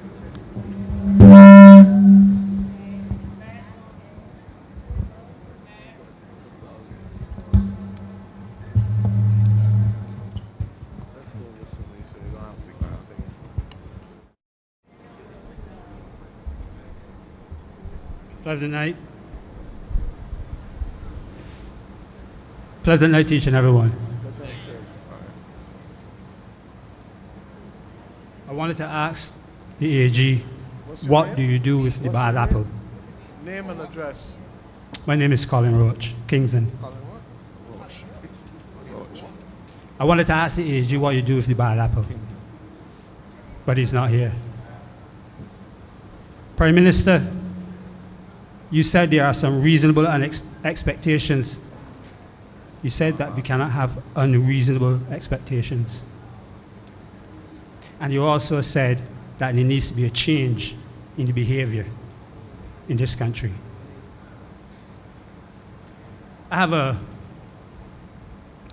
private instrument. It's a power of attorney for temporary custody, care, and control of a minor. You listening? I would, because if it's a personal matter, It's Roy, not a personal matter. So Let what's me explain to it's you. a power of attorney for who? Let me explain. It's not a personal matter. No problem, but I can give you the chance. But if it's personal, it's not then personal. we know the rules. No, it's not personal. The issue that I'm having is that according to the notary publics, there are a number of officers that can notarize documents. And the Supreme Court registrar is one. So this instrument needs signing by a notary public. But the Supreme Court registrar doesn't want to do it. The deputy doesn't want to do it. And the reason that they don't want to do it is because a child is involved. I'm trying to understand from a meeting that I had with Member of Parliament Abrams and the acting Chief Immigration Officer at the time, Ms. Margaret Innes. If there is no law preventing such, why is it that the Supreme Court registrar and the deputies are refusing to sign the instrument?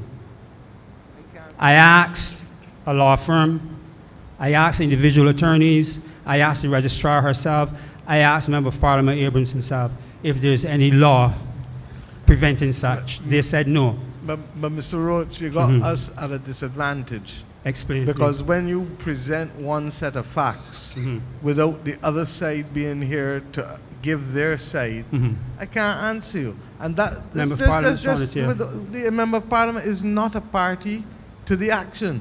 But as minister, I had to come to him. We had a meeting. But that's not the issue. What is the issue? The issue is that if you are saying that the Supreme Court registrar and the deputy are refusing to sign something, I'm saying to you that the way for us to deal with it is let us know, let us call a meeting with them and you, and let us see what is the potential resolution. If there is no resolution possible that way, we'll tell you. But what I can't do, and I need you to appreciate it, is that AG is the registrar here. I can't tell you where the registrar refused to sign it. And Wilfred, you may know some things, but I still insist that in the absence of the registrar and the deputy, you didn't come here to say that the Notaries Public Act needs to be changed to do X, Y, Z. You have come and said that the registrar and the deputy registrar refused to do X. Yes. I am saying to you that the rules of engagement of these town halls will not allow us to make allegations against one party who is not here to defend themselves. So if we were to tell you, go home and perish the thought of anything else, I could understand that'd be wickedness. But that's not what we're telling you. We're telling you that Mr. Morris here writes letters and engages with government departments every single day. If there is an issue, then I can't deal with it in their absence because we don't have the facts. So you have to be patient. What you just have said. to be patient and allow us therefore to call them to the table and ask them what is the issue. I know that Dale, we passed the new Notaries Public Act earlier this year, didn't we? So I don't know what the issue is there. Madam Prime Minister, I would like you not to drown me out. I'm not and drowning you listen out. And hear me out. I had a listen to conversation. you. I had Hold that. on, Mr. I had that conversation with Mr. Morris. Hold on, but I'm saying to you that what is not, you think that my protecting the natural justice rights of individuals is drowning you out. If you think so, I regret that you think No, so. I'm saying that you're not letting me continue what I'm saying. Because I'm trying to lay down some parameters. Because But I understand that. Hold on, just let me be clear, because this goes out live. This goes out live. Yes. You understand? Yes. And the bottom line is that it is not fair to persons if you're going to go down that line to make those allegations without the people having the right to be heard. Did you not just say, Madam Prime Minister, to contact Mr. Roy Morris? Did you not say that? To you? That, with all due respect, sir, Mr. Morris is there. Yes, he is. You and I don't need a mic for you to speak to Mr. Morris. But hold on a second. I'm saying to you that if you're going to go any further in this conversation, you have already put the character and actions of the registrar and the deputy registrar at issue. So that in order for me to make sure that there is no falling off of the guardrails, no defamatory statements, no unfair prejudicial statements, I'm saying, look, come and tell us. Roy will tell the AG, he will tell me. But what I don't want, because you have already Madam Prime Minister, you're not listening. I told you that I filed a complaint to the office and Mr. Morris called me on it. So what you're asking me to do now, we did already. And I'm saying to you that if you did, he has not kicked it up to me or the AG. That's 1 year ago. But it may still not be kicked up to us, with all due respect. So the 4-year-old child stays in limbo. It's 1 year, Madam Prime Minister. Come on. With all due respect, sir, I don't know whether this was a 4-year-old child, this was an adult, I don't know what it is. I am saying to you that the purpose for your right of audience here is not to make an allegation which I cannot defend, or I cannot moderate, or I cannot in any way think. And with all due respect, I'm saying to you now that come to Mr. Morris, or if you want, come and write me directly then, and I will have somebody else deal with it. I will come to with Mr. all Morris. due respect, I will come to Mr. Morris and a second therefore, time. let us second, third, fourth, or fifth, it does not change. I am saying to you that the registrar and the deputy registrar's character and actions and persona have already been put at the center by you. So that in the absence of them coming and telling us now their side, we run the risk of either having a prejudicial statement, a defamatory statement, or a statement that may well be fine. I had a meeting and the Hold member on, of Parliament, I am telling you that Abrams, you can, is there to represent I the am cause. saying to you that you can do, As a result of that actual problem. What's his name, sir? What's his name? Roach. Mr. Roach, I'm telling you, with all due respect now. So even though I did what you're saying that I'm supposed to do, I still can't get a hearing? Even though I did what you said?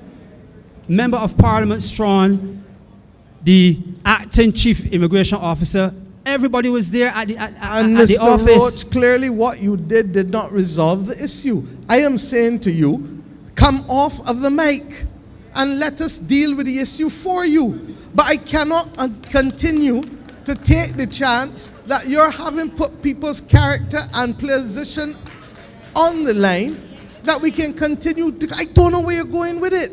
And I'm not going to let you do it on the mic. So I'm saying, come, sir, to the back and let us deal with it. Thank you. Who's next, please?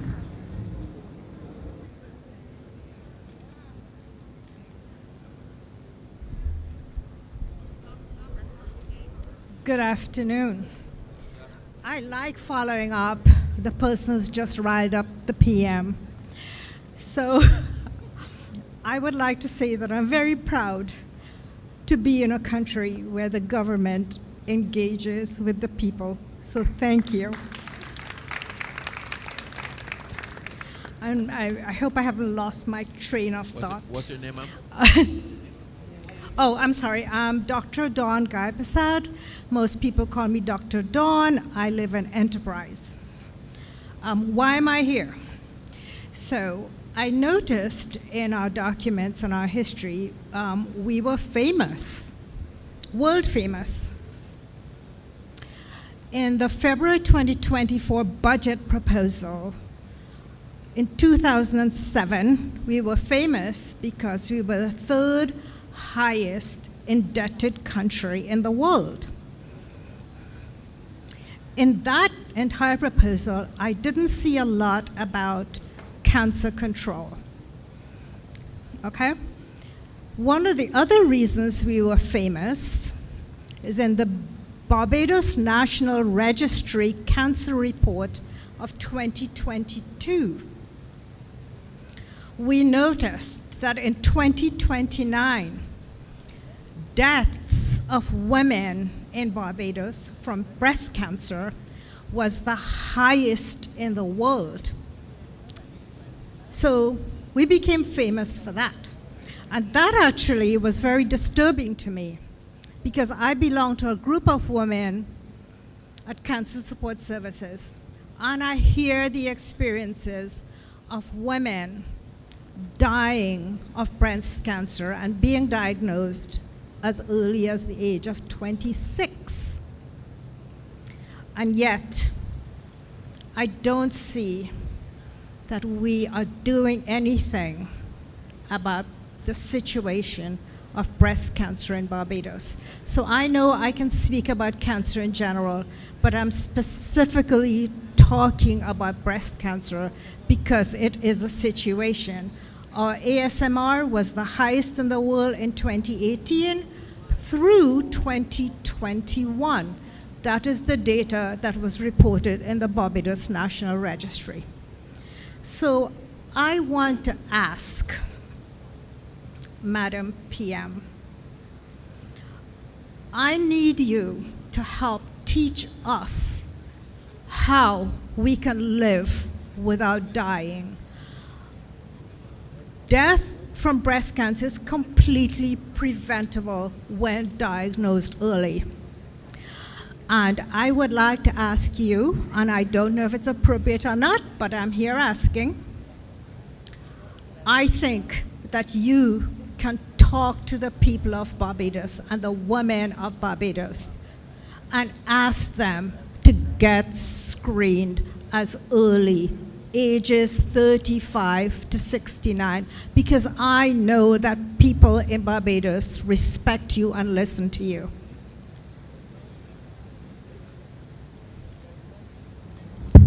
Thank you. I think all of us know that the Deputy Prime Minister has been an advocate on these matters already, having gone through herself the very difficult experience. I don't only want to talk about breast cancer, about early screening. I want to talk about colon cancer, and I want to talk about prostate cancer, because those three are all preventable if we catch them early. And the reality is that for people who have colon cancer in their families, you are particularly vulnerable.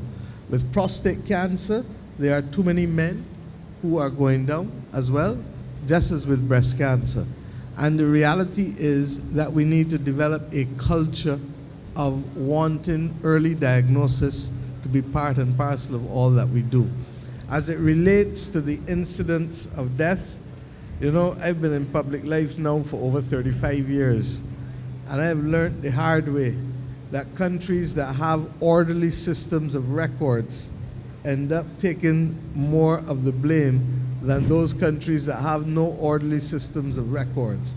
So think of how many countries in the world that are not reporting, where the incidence of cancer is both higher and the incidence of death is higher. So, But we don't want to be like those, Madam no, PM. no, we don't want to be, but I also want us to put things in context. Now, against that backdrop, we took a decision, and Mr. Clark, you're here. I don't know if you're in a position to respond, but we took a decision to pull the linear accelerator out from the rest of the equipment that the hospital is buying in order to be able to have that and some lab equipment treated outside of the financing package that was being put together with NCB and the credit unions. I know what I've been told in terms of when it arrives and the capital works that have to be done, but it may sound better coming from you, sir.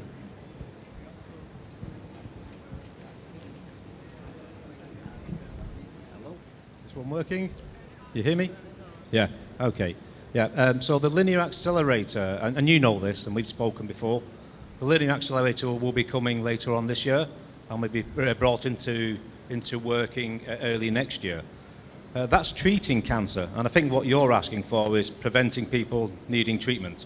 Early screening, early diagnosis, screening. mammograms, We know that, tests, Mr. Clark, yes. but I want us to deal with both. Yes. Because I know that the next part after early diagnosis is the treatment. Is treatment, and Yes. people will want to know. So I want us to address it one time and then. And to be really clear, the system that we're getting, the linear accelerator that we're getting, is state-of-the-art system. And this will be, you know, a real change for those who've had cancer treatment, that it can actually identify and tackle those cancer tumours much easier and much faster than what we've currently got in the cobalt machine. So the receipt of the linear accelerator, say coming later this year, civil works to be done, installed, and then treatment starting early next year will be a really good start for that. In addition, Prime Minister, we have got in the CapEx mammography machines coming and additional cancer equipment coming in the CapEx funding as well. That will expand the screening. That will expand the screening at the Queen Elizabeth Hospital. We need to work closely with the Ministry of Health and Wellness to ensure that we're screening at the polyclinics and at the private clinics, so we can get screening at the place that's most convenient to the patient. Because we need to get as many people as possible to be screened. As we all know, it's much cheaper to prevent or to treat early diagnosis than to treat much later down the stream. So we do need to work closely between the Ministry of Health and Wellness and the Queen Elizabeth Hospital to ensure that screening is available in as many places as possible. Okay. Okay, there are some other things that we can brief you on that we're also doing, but I'm not going to speak about at length now, because we're trying to raise the funding to be able to do a number of trials for pharmaceuticals that we believe can be helpful, but also exceedingly affordable as compared to the other traditional treatments. Okay, so I want to stay at the step one, which is screening. So, since we know we have the treatment plan coming, would you be amenable to supporting free mammograms for uninsured women in Barbados? uninsured women who have to go to the 4 screening places and pay for mammograms. And I have the costs here on this information sheet. Okay. The AG is showing me other stuff that has come from the ministry, because the ministry, in fact, is expanding screening for the other areas too. The colonic screening processes, initially at 2 polyclinics, with plans to expand later. You heard that the lawyers are working on the capital package, the capital injection necessary for the hospital, that we've agreed on already, and that will have the additional mammography machines. In addition to that, cervical cancer screening and mammography were both terminated as services at the hospital in 2008, and that is why we are trying to bring them back in. We would have hoped to have done it sooner, but COVID displaced a lot of the plans that we could otherwise have put in place. So all of that screening that you're asking for will take place again in a way that it has not taken place for the last 15 or so years. And I know you understand, Madam PM, that in the meantime, women are dying from breast cancer. I know you understand that. So I will be back here to have a chat in the future. I don't think that you would think otherwise, that I understand that. So I'm asking myself why you are saying it.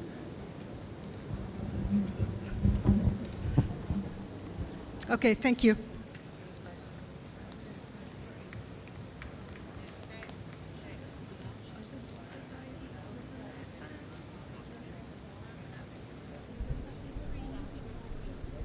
Good evening, everybody.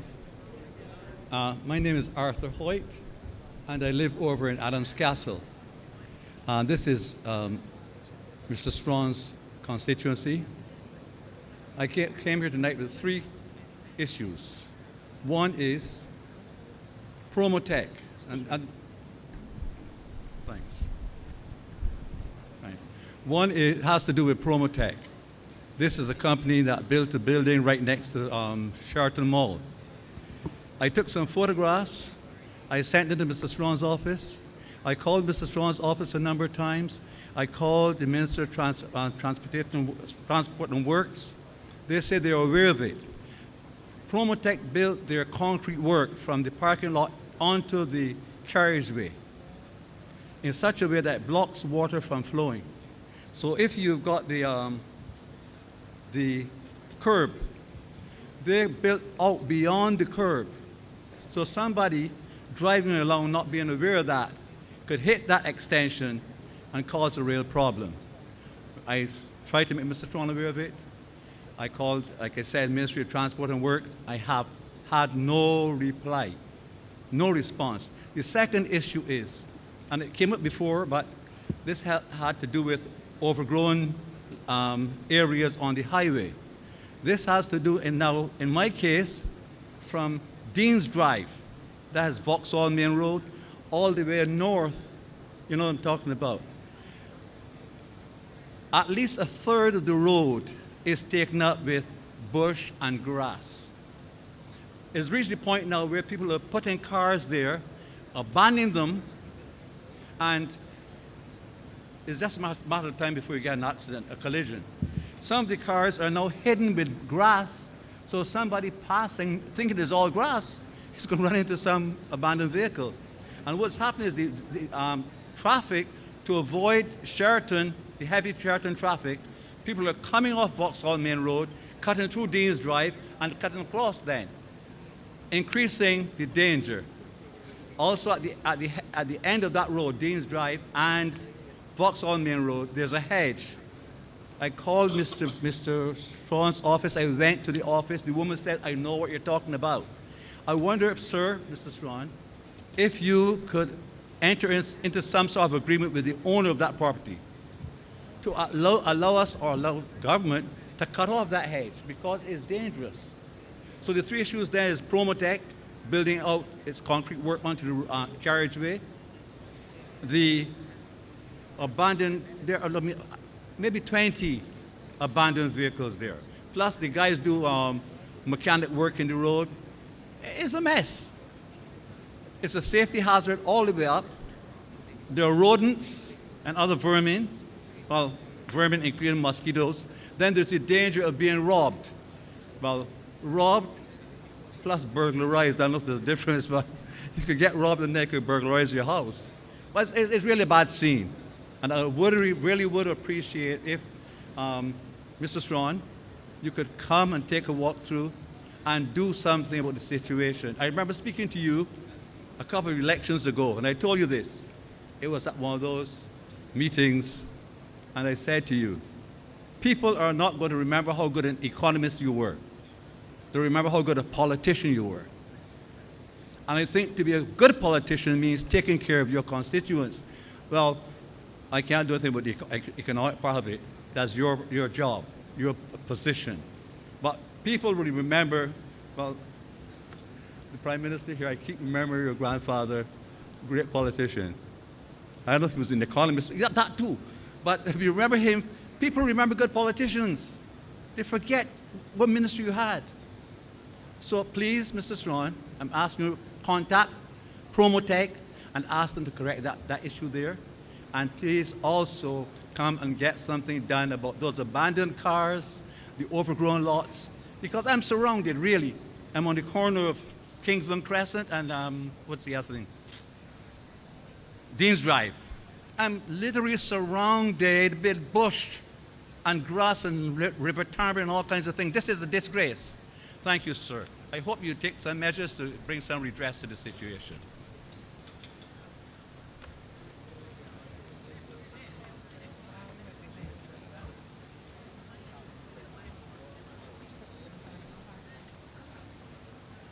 Yes, sir. Yes, sir. What I can tell you is that EPD is fully aware of the mechanic in the area and the issues as it relates to the abandoned cars. They have moved a number of the cars. They are working with the mechanic, and I will ensure that over the next week or so, by weekend, I have EPD in the area, and we will have a report so I can let Minister Strawn know that we can get some action for you. In terms of the overgrown lot, again, the environmental health officers went to the area. I'm very aware of it, to seek the owners, and this will go back to the conversation we had earlier, so that those owners, because as much as we will take the responsibility now, because it's a health threat, it's a security threat, and we recognize that as a government, we will also ensure that the owners of this property take responsibility and the legislation is there. Just one follow-up, sir.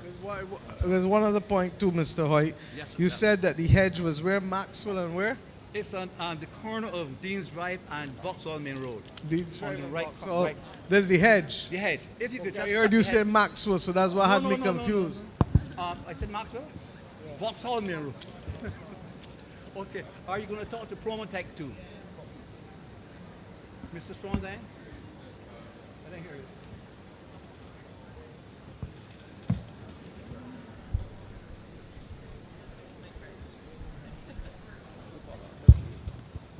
Hello? Is that, sorry. So obviously the issue that you've raised, I am assuming that Promotech would have built according to the approved plans according to MTW and town planning. So all I can say is that MTW would have to check. I talked to MTW and they agreed that it was not right because it impedes the flow of water. So one day, I may continue here, sir. Sure. One day I actually went into the Promotech building. A man came out and I asked him what. I talked to him. He said that the architect is responsible. I said, but you own the building, right? Yes. But it has to be cut off. We had a problem over at, remember that situation? This is not quite as bad. On the highway going toward the airport. Coverley. And only after there was an incident did somebody take steps to redress the situation. And this is not as pronounced, but it is dangerous. And I'd appreciate somebody speaking to Promotech and having that taken care of. Okay. Thank you. Mr. Hoyt, thank you for raising it with us, and I give you the assurance that it will be investigated. If it is an encroachment into the road, then MTW needs to take the appropriate action, because in any event, AG, part of the land goes into the road reserve, as you just pointed out to others. So there's really no reason why it can't be dealt with. All right, thank you, sir. Yes, ma'am. Good night. What's the name? My name is Yvonne Jordan. I live in Vauxhall, Christchurch. I have been begging for a street light for the longest time. That has not been placed as yet. You have the poll number? I don't know the phone number. All right, get the poll number, Roy, and please sort out and get it from Ms. Jordan tomorrow. I know that we promised thing earlier, Shirley and Kendall Hill, correct? I just want to make sure about the street lights too. So get the poll number and let's deal with it one time with Light and Power. Thank Okay? you. Thank you. you. My next problem is the bus service. We have to wait 2 and 3 hours in the bus terminal for a bus to St. Patrick's, which is definitely not accommodating for people like me. And the third problem that I am having is a house that was supposed to be refurbished or remodeled or repaired for my daughter after the hurricane that hit us. All I know, she is still waiting to enter that house or to be given the house. I don't understand what is going on with it, but what I can tell you is that the house looks as though it is completed, but it looks as though it needs only the electricity or something doing. So we are waiting. Right, so what I want you to do is don't give me her name there, just give William her name so he can check on it, because we don't know if it looks that way. It might be an inspection that they're waiting on, or there may be something still with the contractor. So I don't know, but he can investigate and get it sorted out for you. Thank you Okay? very much. And thank you. On the bus service, Santia, who's going to speak? Please. I can deal with she, don't worry. I can deal with she. I can deal Hello, with she. good night. Oh, hello, good night. Good night. Good night, Yvonne. How are you? Good night, Gina. How are you? I am pretty good. Good. Yes, please, ma'am. I recognize that you raised the service about St. Patrick's. Yes. And being a farmer worker, you're aware from time to time we do have some challenges with the service. You will be pretty aware of it, and I appreciate it. However, I know where you're going. We did recognize we had a problem, especially in August or so on, and we raised it in a number of the other speaks, whereby we had a number of buses out. We were doing a lot of inspections in August, and then we had some challenges with other units, and we have a program in place. I can tell you that there has been some improvement in the service. It's not 100% even, but it's a little better. We're still having, based on our numbers, and we're using our trackers and trying to make sure we do better and be targeted and set parameters for ourselves. So I can tell you it's not 100. Between 3 and 4, I'm still having a challenge, and sometimes in the morning at 7, but I will listen to you in the area you're having and add it to where we're going to get to. And not 100, Yvonne. Every hour on the hour. Yes, please. We are not getting a service to St. Patrick's. Sometimes 2-3 hours. We have to wait. I'm not for a denying bus. that. I started with saying I know the service has not been perfect. And I was using perfect liberally because you know me and I know you. You understand? But I have been saying that as it has been highlighted, we have been working on St. Patrick's. I know up to recently, that's why I went to August. I can't tell you that there weren't some times in the day we did have an extended wait. But what I can say, and I can promise to you, and you know how to find me, you know how to find me, we will work on it together. After this session, you can give me the other areas. I have some highlighted that we know we have to improve on, and I can work with you, and you can call me and let me know if I'm meeting what I said. Okay? All right. Once you give me that, I appreciate it. Thank you. Just to add to that as well, Gina, the fact that we're getting another 30 buses coming next year, because that's a donation that Prime Minister would have negotiated with the People's Republic of China. So that will add 30 electric buses to the existing fleet as well, which will help us considerably to be able to address not just what is said in this Parish Speaks, but in a number of the others as well related to bus shortages.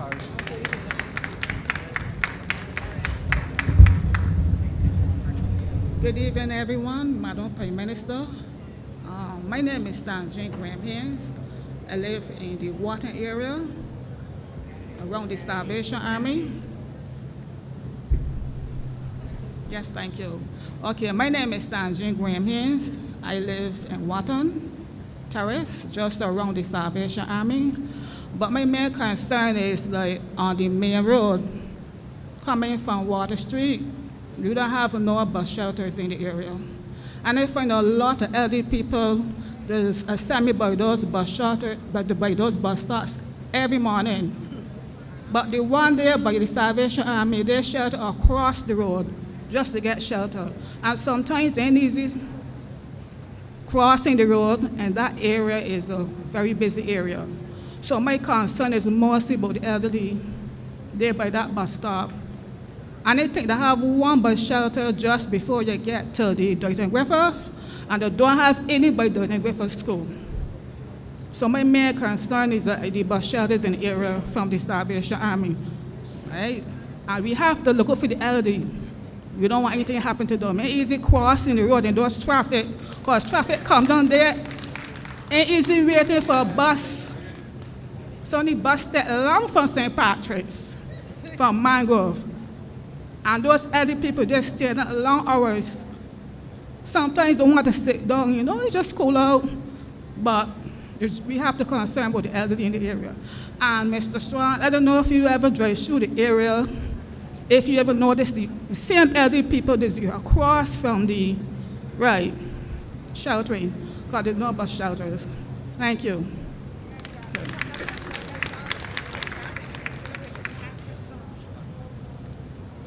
The shelters. Madam, traditionally a lot of shelters in Barbados have come about because it was sponsored. I've said that we cannot wait for sponsorship for things like that.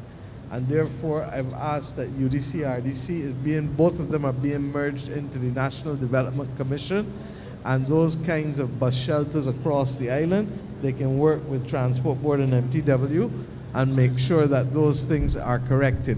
I think you'll realize that even moving to how we want to keep the roads clean from bush, we're trying to change all the systems that existed for 40, 50, 60 years because they're not working for us. And when you change systems, the most resistant to change tends to be who? Who? People. You understand? So that's what we're working through in a lot of instances in changing these systems. Yes, ma'am. Good evening. My name is Eugene Green. I live at number 2 Ashby Lane in Lodge Road. I want to talk about that number, the citizen hotline number. When that number was first in place, I called that number for getting them to clean a manhole next to a well. And up to now, nobody showed up and nobody called me. And that hole needs cleaning. Second, I want to know the people that fix the roads, how they're going to fix a pothole with a shovel, just a shovel, because that does not work. They put some blacktop in the hole, they take the shovel and hit it twice and they're gone. That doesn't work, because as soon as 2 cars pass, the hole is back there. Number 3, there's a standpipe in Lodge Road. It's at the entrance of Plum Grove. And on the opposite side of the road, you cannot pass there when it rains. The water came down from up by Evelyn and cut off the whole side of the road. Something have to be done because somebody can lose their life. It could be me. And I can't run. I'm 75 years old and I can't run. So something have to be done. I'm not the only person that talk about that, because some person told me they went to Mr. Strong and told him about it.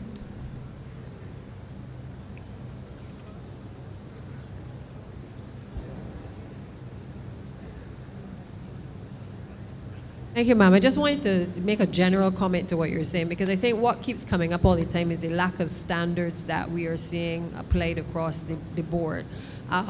You know, we've been working on standards to build roads, but what I've recognized within the depots of MTW in particular, and I think it's probably housing, NCC, all the others, we've forgotten a lot of the basic standards. So when you talk about throwing using the shovel and throwing the asphalt into the hole, I have personally had to stand up and actually say to workers, you think this is the right way to do things? Because it is clear to me, and I'm sure to most Barbadians when they see things like that, that that's not the right way. That's why we also said we are going to look at the standards internally. So even things like debushing, how high a hedge is supposed to be, how, say for instance, in the area of a bus stop, you know, making sure that the area is actually properly cultivated so that you don't have people, especially women, who are going to the bus stop being afraid to be able to walk alongside the roads. We have forgotten standards, and while we do all the big things, we've asked within MTW for the depots to look at the internal standards so that we can get back to where people like yourself and others are accustomed to. But if sometimes you don't have the supervision, people do as they like. True, somebody needs to police these people. Precisely, and we've been trying to strengthen the supervision within the depots themselves and certainly across MTW. That is a challenge, but I think we are working towards getting it there. But it's not easy because, as Prime Minister said earlier, it is a culture change that we are trying to accomplish. People are accustomed doing it however they want to do it, and there's no accountability. And the truth is, when we come to each of the Parish Speaks, we hear repeatedly that there is a clear lack of standards and an appreciation for how people should really be doing things as well. So I take your point and just want to assure you that we recognize it, and we are actually working towards developing those standard operating procedures that not just MTW can follow, but anybody who is employed by MTW, that they will also have to follow certain standards as well. All right? Thank you. You're welcome.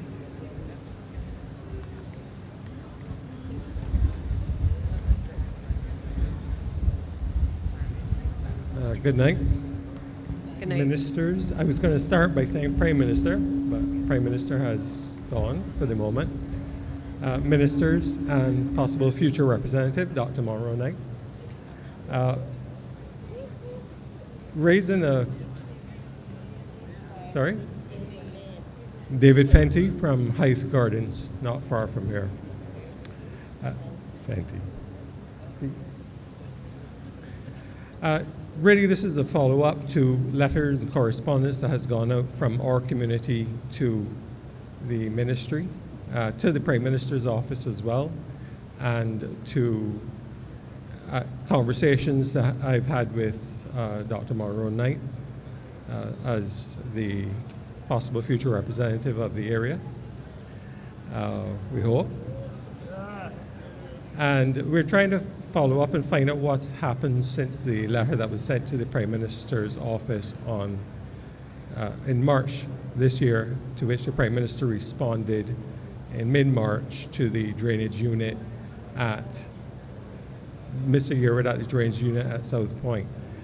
So we're just trying to, obviously the hurricane season came in, it was a bit of a shock how Beryl rolled through, and our community was jarred by it because we have a drainage issue which is ongoing for many years, and the new development which is being planned for Blue Bench, which would have been approved by Dr. Duguid's department, concerns us.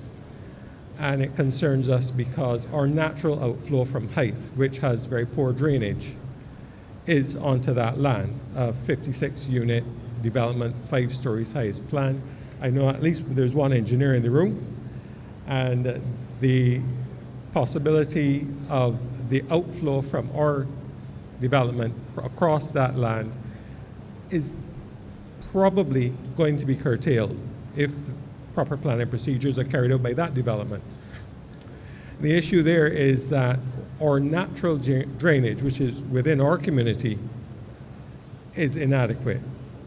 And there are very big problems, not only for the residents who live in the lower section of the land, like me, but in the upper section of the land, because we've had instances where flooding has taken place within half hour, and where rain persists for an hour or two, we've had levels reach 3 or 4 feet on neighbors' walls. I think I actually tried to point that out to you, Dr. Monroe, and that is a bit jarring, because on the low-lying side, it means that the lower levels of persons' houses would be flooded, and the persons on the upper section of the development would have no access to their homes until the water drains off.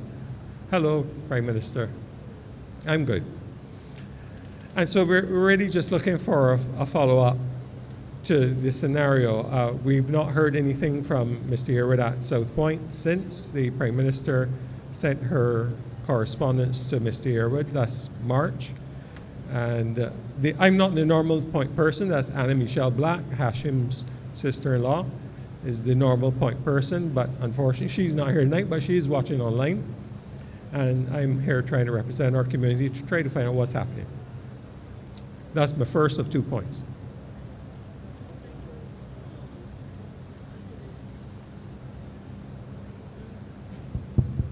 Thank you, Mr. Fenty. I'm aware of the correspondence that would have come in. Just to say, you're referencing Mr. Yearwood. Mr. Yearwood is no longer the head of drainage. Okay. It's actually now Mr. Bryce, who unfortunately couldn't be here this afternoon. But what we would have done is we would have referred it to him once he took over, and I've asked him to do an assessment of the area. But the truth of the matter is, and I've said to the senior minister, that this issue keeps coming up, where obviously we are approving developments. Drainage has to comment when the approval is also provided. And I would think that some of these considerations would have to be made at the time when the approval is also given. There are obviously times where the certificate of compliance is issued, and surely there may be some conditions that may or may not be complied with. And I think that is something that certainly from planning's perspective, they have to tighten, because as PM said earlier, we are finding in the drainage unit that many of those private developers that we are ending up as government having to now correct a lot of the problems in relation to drainage in those communities. So I think in our eagerness to approve, planning department certainly has to pay greater attention to the impact on the wider community, because all of the areas that we're doing in Christchurch, from down to Trent in St. James, and even in Ashdean Village in St. Michael, all of them are areas where we have had some similar issues across the country. And even in St. Philip, Atlantic Park, that is another one that was a private development where we continue to have to now constantly correct the issues that are in those areas. So as I said, it's receiving attention, and I hope we can be able to convey to you very shortly what the assessment has revealed and what works we'll be able to do. Thank you on that. Okay. Just for clarity though, that development is not yet being built, but when it is built, the severity of the possible impact is great. For the moment, there is none. So, to Minister, but they would, my point is that they would have applied for planning permission to build out that development that you're speaking about. Yes, of course. And I'm just saying that we have to pay more attention, because this is becoming now a constant problem with the drainage unit, okay? And government, wider government, okay? Okay, so that point one of two. And point number two is, I've heard of the proposed legislation with respect to PSVs. You nearly get killed on the road. Anyone in here who drives will sympathize with me, including all those sitting at the high table, probably. I've lost all my hair now, like a couple of the ministers up front. I'm sure some of that has to do with the fact that the PSVs scare the living daylights and all the hair off my head. And we've heard it for so many years. I'm sympathetic to the job you're trying to do, Mr. AG, and trying to walk a fine line and yet protect people's livelihoods and rights. But I feel like I have rights too. And of the PSVs on the road, I know there's always the disclaimer that there are some good ones and there are a few bad apples. From my perspective, driving on the road, there are a lot of bad apples and one or two few good ones, right? So I really would love to hear a conclusion to the PSV saga. I had a nice little statement I would tell folks. Do the 3 strikes rule. After the third one, the only thing you could drive after that is a bicycle or a donkey cart. Or a pan cart. Yeah, pan cart would, I'm not doing that. So I'm very much interested in where this legislation goes and how it impacts persons who usually respond to financial threats more so than anything else. I know of persons who have given up very lucrative jobs because with big companies because they made more off of their PSVs. I know that one person very personally who gave up a big job because they were making more money from their PSVs. So it is a lucrative business. Hit them in the pocket, please. Have them not turn a blind eye to their drivers. I was at the scene of an accident with a cousin one night, and it was a hired car company, and that particular individual also owned minibuses and lamented that the accident was curtailing the passage of their PSVs to make them more money, irrespective of the fact that persons may or may not have been injured. There were no injuries, but that was their main concern. I take a little offense to that. So please, get the legislation started so the PSVs would follow the same rules that the rest of us follow. I thank you for that. Tell me if something is going to happen. I really would love to know. So thank you, Mr. Fenty. And I think just the same way that PM feels about Bush, I feel the same way about the PSVs, and so do all of my cabinet colleagues. We would have approved the regulations in relation to the PSV sector. When we started to do the sensitization, we met with the very first meeting was with the stakeholders, and these are all persons who would have inputted prior to the regulations being approved by cabinet. But we went back to them with a view to being able to say, this is how we're going to roll this out, and we want particularly the associations to have a further input in the final regulations that have been approved by cabinet. When we held that meeting, a few things came out of that meeting, and sometimes we consult so much that it requires us to also reflect and to make some changes as well.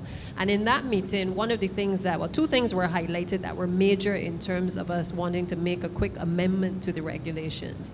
One of them was that there was a provision for mandatory vehicle tracking devices that needed to be installed in the vehicles, so that, for instance, you could obviously track, an owner, for instance, could also track where their vehicle was going, as well as the insurance company, but also it would allow the transport authority to have the authority to be able to be vigilant in terms of whether vehicles were going off-route, for instance, okay?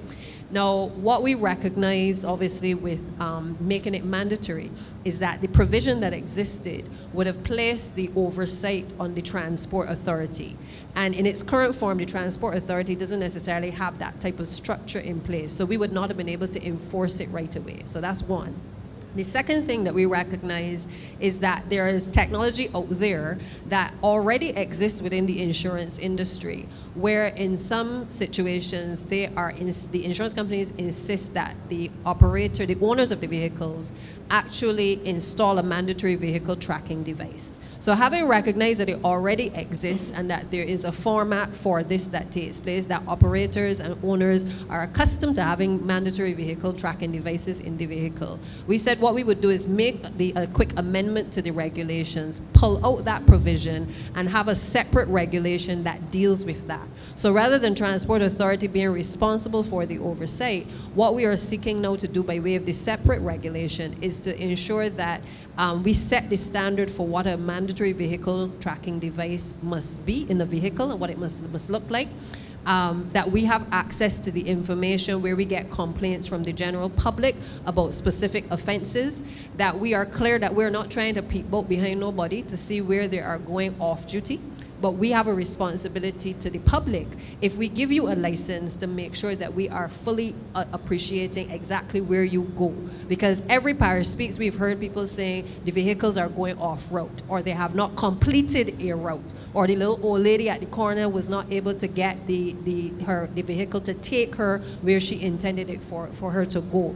So we don't want to peek behind anybody when they are off duty. But what we want is a mechanism whereby if we are getting complaints about a particular vehicle going off route, we can request that information by way of a report. So we have to make those minor changes, and AJ and I have been working very closely to be able to bring that to fruition. The second major change was, I think many of you would remember, I certainly do because my family used to have vehicles as well, ZR vehicles. And there was a time when you used to be able to take the stereo and lift it out of the vehicle, right? Y'all remember that, right? And so the provision actually spoke to that time where you could ask the owners of the vehicle to remove their devices. Now, as you know, many of the vehicles nowadays actually come with everything integrated. So from the perspective of, we don't want to pass bad law and then have people saying, oh, well, this particular provision is not enforceable, when we know that we have an issue with the loud music and also vulgar and offensive music as well. So based on the representations that were made, we took a decision, let's pull that particular provision. What I think the society wants is that a driver is also not distracted, and that obviously distraction means having the cell phone with music playing. It means loud music in the vehicle. It also means having any device that is going to distract your driver. So we've made that other provision to the legislation, and those were some of the key things that we had to change. Obviously, we'll always have owners who believe that we're not to make them responsible for the public. But my view is that, many of the persons who own vehicles do not drive in those vehicles, do not transport any person. And we have a responsibility as government to make sure that people are safe as well. So owners also have to have responsibilities in relation to what drivers do as well, once they are provided with that permit. And I think that I've said to them, you can keep as much noise as you want in terms of the position that we've taken, but I think the public is calling for accountability on the part of the owners of vehicles as well. So we've said you can't hire somebody who you know is constantly breaching the law. And you cannot just ignore it and say, well, there's a shortage of drivers and therefore we have to hire who is available. We are simply saying to you, we will train the persons, we will do the certified training. We're working with Barbados Community College to roll out the certified training for the conductors and the drivers of the vehicles. But we are also saying to the owners, you have a responsibility as well. So I assure you, we are tightening it. There are 21, I think, iterations of this particular set of regulations over the years. And I think this is the closest now that we have actually gotten to having something that, and I won't say it's watertight, because there will still be modifications that have to be made. But what I will not do is hold up the regulations any further when the key things that are in there in terms of behavior of the drivers and all of the concerns that the public have can allow the regulations to work for us right away. So I've said to the stakeholders, we'll keep meeting with them. If there are changes to be made, if things don't make sense, we're going to change them. But what I cannot do is hold back and allow people, as we saw down Cullimer Rock, driving on the wrong side of the road, endangering lives of the persons in the vehicle and others, and we don't have regulations that the Transport Authority can enforce. Okay, so I hope that's answered your question. It does, and as you've had to put up a fence in Oystons because someone decided the beach was a good place to drive to get ahead of traffic. Yeah, I want to thank everyone for their patience, because the public has worn out all patience on this issue. And this government, you heard Santia say 21 iterations, because we have gone over backwards to listen and to engage and to take on when things are reasonable. But there's a point when there has to be lift-off.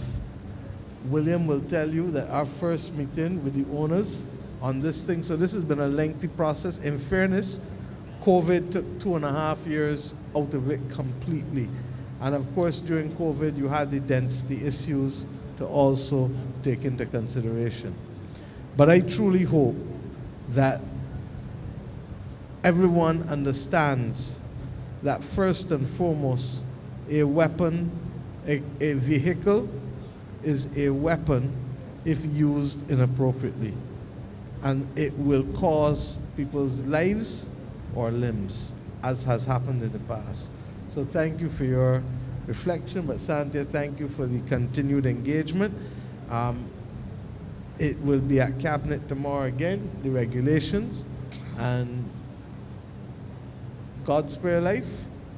And without prejudice to the determination of Cabinet, hopefully we will see progress. Thank you very much. Good night, everyone.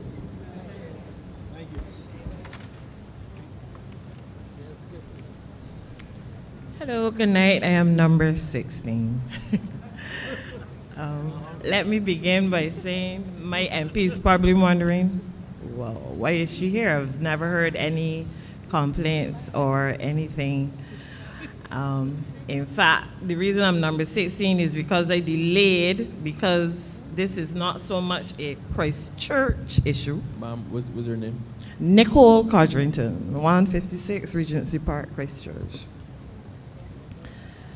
This is more to deal with, I heard the Prime Minister earlier telling one of the speakers that she can speak to policy and systematic issues. And this is a policy and systematic issue within the teaching service. I have been a teacher for the last 25 years. If I remove my wig, you will see all the gray hair, which is testament to that. Yes. My issue with is basically some practices that have been happening. Like I said, for the last 25 years or so. I remember I was hired by Mr. Farley. He was the then Minister of Education. So you see how far back or how old I really am. And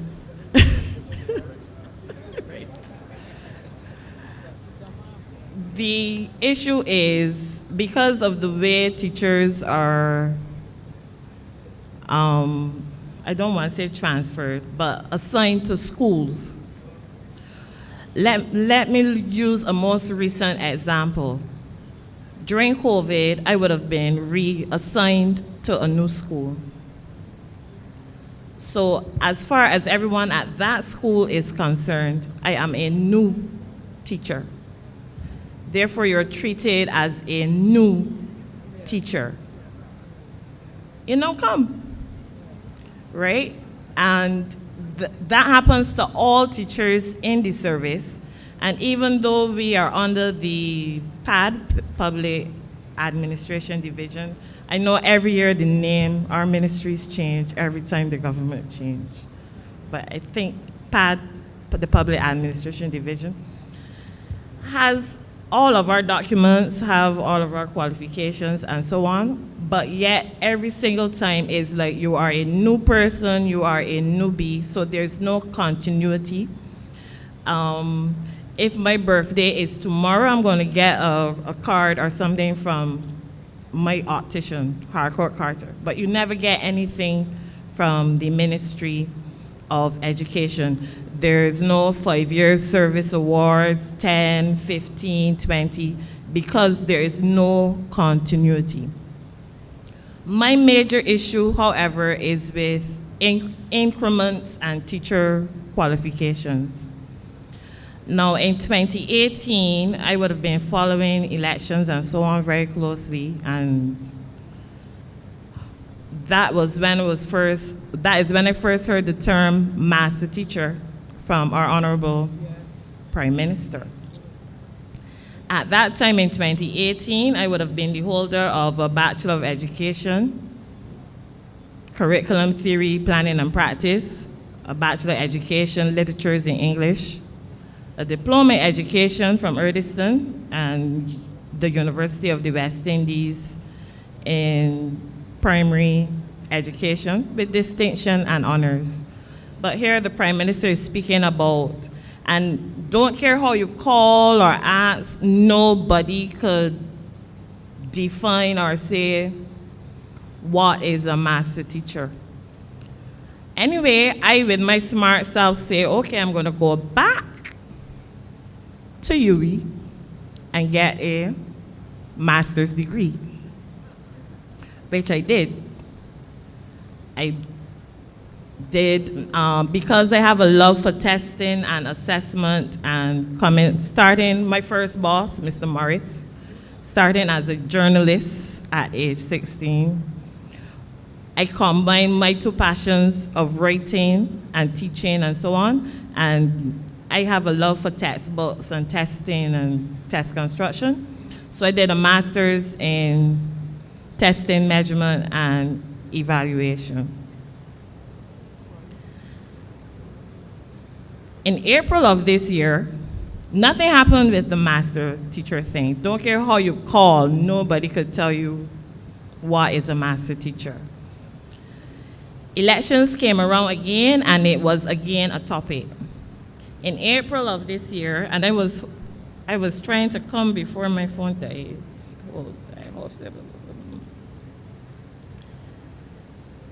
It's there. Okay. In April of this year, I had to take off my glasses to see. Yeah. An ad actually came out April 18th, 2024. Details regarding the vacant temporary post of master teacher, primary schools, Ministry of Education, Technological and Vocational Training, reference number 2/73/07. And I was like, oh, finally. Qualifications, a degree and a certificate or diploma or associate degree in education, not less 10 years experience as a teacher. And then it was about a 20-page document that went on to list all the things needed. But then you saw salary scale S9. $79,118.74 fixed. No, that sounds like a really big figure, right? But it isn't. And then, so this salary scale, when I look, I didn't see it before, because teachers would have ended at Z, because I'm at the top of my scale for Z. And then you would have had S8. So here we have now S9, which means it was, and I would have to be corrected if I'm wrong, created for this. But then most salary scales have at least 3, where you start and then based on your performance, you go up and you go up. But here it is, this is saying fixed. When the Prime Minister would have first spoken about the master teacher, the conversation went along the lines of not losing valuable teachers from the classroom who want to take other posts because they want to be paid better or receive a better salary and so on. So then I found it very strange then that the duties of this master teacher, to me, and this is just my opinion, seems to be that of a diluted or watered down education officer, because the duties that you're being asked to perform are taking you out of the classroom.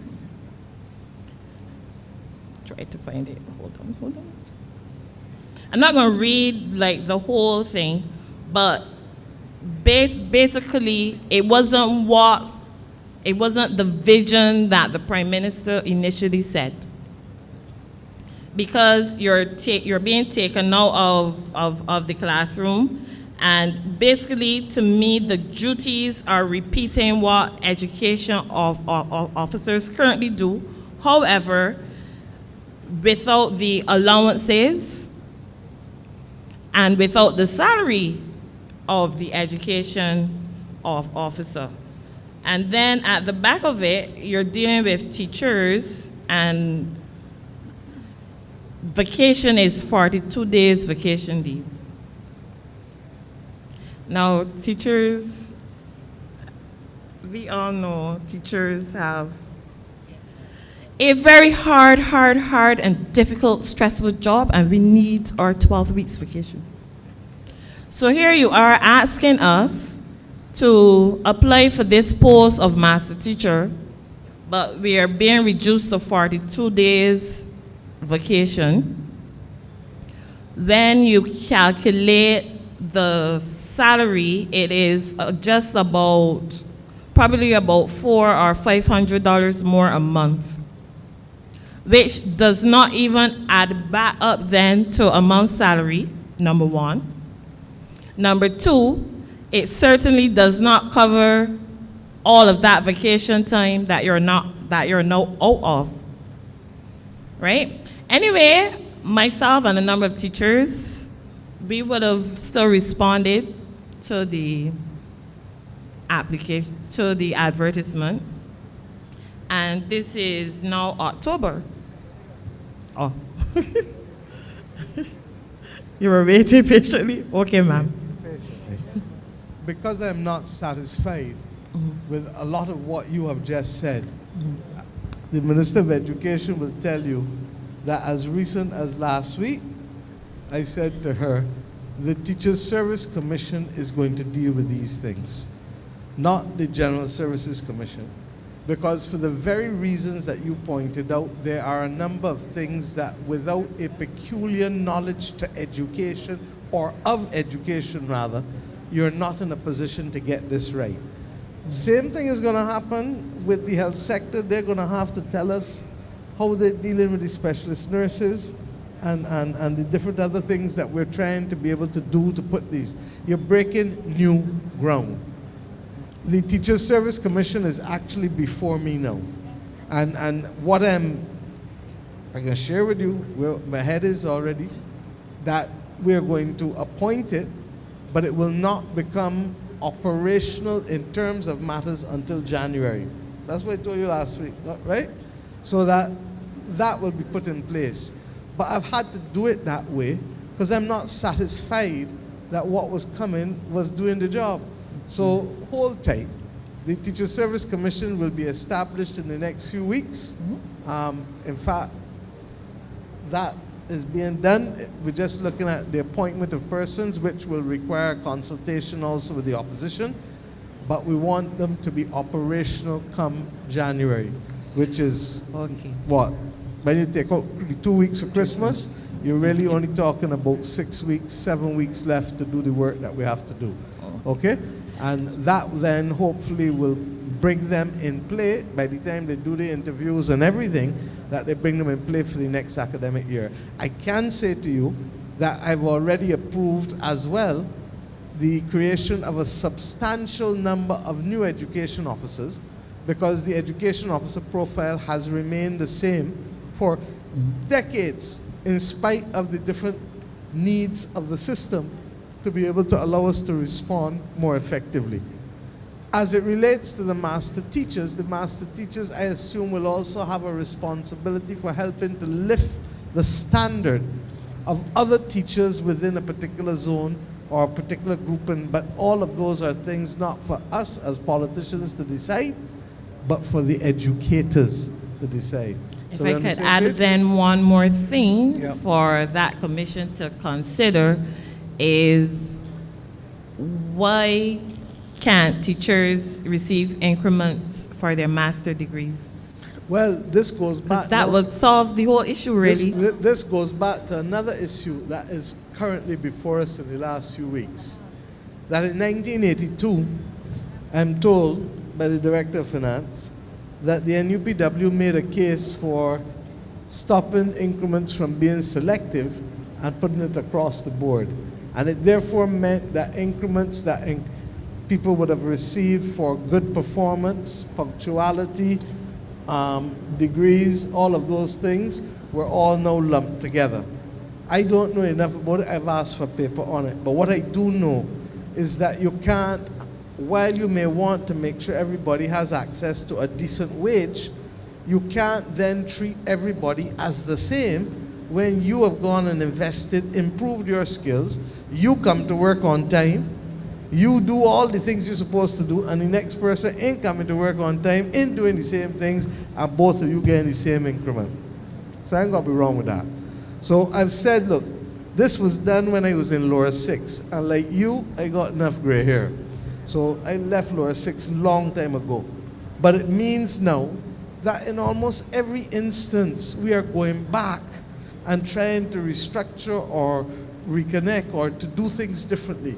And I've heard it's not an issue for teachers alone, it's an issue across the entire public service with respect to reward and obviously sanctions, so that we change the equation of how we motivate people to work and to be accountable for the time and job that they have.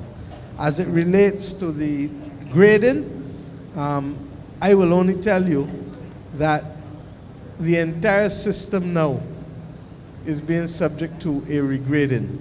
And in fact, all of the permanent secretaries and all of the ministers met, it was 2 Wednesdays ago, where we went through with the University of the West Indies, who is doing the regrading, those things that we want to measure and reward. And one of the things that we've also said, some water for the lady, please. Somebody get a bottle of water for the lady, thank you. We've also said that there are things that we have not traditionally valued, ma'am. Bless you, William. That we need to. So we don't value innovation. We don't value creativity. But yet, in truth and in fact, if you're not exercising discretion, if you're not thinking outside of the box, if you're not doing a lot of these things, you can't survive in today's world, because you've got to have street sense as well as book sense. But when we use that phrase street sense, what we're really talking about is what? That people are being innovative and resilient more often than not. But our system doesn't capture it, nor does it reward it. So all of those are things that we are doing now. We've asked the university to finish the exercise within a year. Why? Teachers, nurses, police, let's go through the whole gamut of things where we are not competitive. And unless we become competitive in these areas, what happens to the state? Everything starts to fall through. So I can only say to you that you have a sympathetic ear with me. But I know enough to know that we need the systems and structures in there to help us execute it. And the Teachers Service Commission, I wanted to see when I was Minister of Education, and I was Minister before Reggie. So that there how long it was. I have every confidence now, because it is before me now, that that commission will not only be established, but it is being populated so that it is functional from the beginning of January. And then let it do its heavy lifting with respect to the master teachers. That's fair? Yes, ma'am. Thank you. One more issue regarding teaching. Let's just say, my God, I don't know. The Ministry of Education almost every year partners with a university or college from overseas and so on. In 2021, we would have partnered with a university. I'm not going to call the name but anyway, teachers were engaged in a year-long course of study with this university, meaning that we did assignments, we did projects, and all of that. And like I said, for one whole full year. And then at the end of that course, we were issued with credits for that university and a certificate of participation. I think it is extremely unfair to make anybody engage in a course of study for an entire year. Instructional learning design for the distance and digital education. And because it was during COVID, everybody would have said, you know, oh, we really want, this is something you want to be qualified in or certified in. And then we did all of that work, all those assignments, all those projects. And when we were told that the certificates were ready, all of them, even people that dropped out of the course, certificate of participation. This is of no value whatsoever. I would have to get it investigated. I can't tell you A, B, C, D, or E. So we'll investigate it for you. Okay? Thank you, ma'am. You will give Roy a copy of it so that we can get to the bottom of it. But I agree with you that if you're going to hold people's time for that length of time, it can't be to give them a certificate of participation, that there has to be a assessment of competence. So, thank you. I had tabled another issue, but I will not go into it at this time. But I, however, would ask your indulgence, ma'am, if I could speak with the AG, please. You don't need my permission to talk to the gentleman opposite you. I did say my name was Nicole Codrington, sister of Donovan Codrington, Yashiro Codrington, Cassandra Codrington. And all I'm saying is you don't need my permission. So I don't want to mention it. Because you told him to speak to the other people and he went. So I just wanted. And he's smiling already with you, so I don't know why. Ladies, I'm told that your issues are personal, so come and talk with me now. Okay? Yeah, off mic. I understand your issues are personal. I'm told that there's one last person, although the name was not on the list, but we will entertain you since it is, it's 10 o'clock. And the public servants, but we have already stated that we shut it at 10.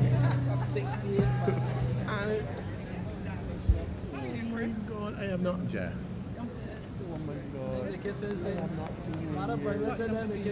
Huh? 19. I'm 18. Oh, you go ahead.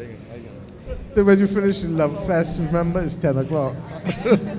No, but Jeffrey can wait. All right, thank you. It is the time for me to start by saying good evening to you, Prime Minister, Deputy Prime Minister, AG's Minister, the President of the Senate, the Speaker of the House. I saw Senior Minister Simmons leave. I see Minister McConney. I want to also say good evening to my fellow public officers who are all over the hall. We are taught as children that we must always give thanks for everything that we receive. And I want to start this evening by thanking the Deputy Prime Minister for keeping her promise that November last year she would have started to repair or do as much as she can with the roads across the island. That has been a fantastic job. And my colleagues really need to be recognized for it. It was not an easy task.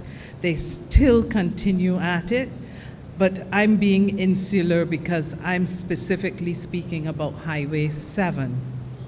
Now, there are things that are in our control, and I know that often the Deputy Prime Minister has a meeting with the utility companies to try and bring some order to the work that has been done.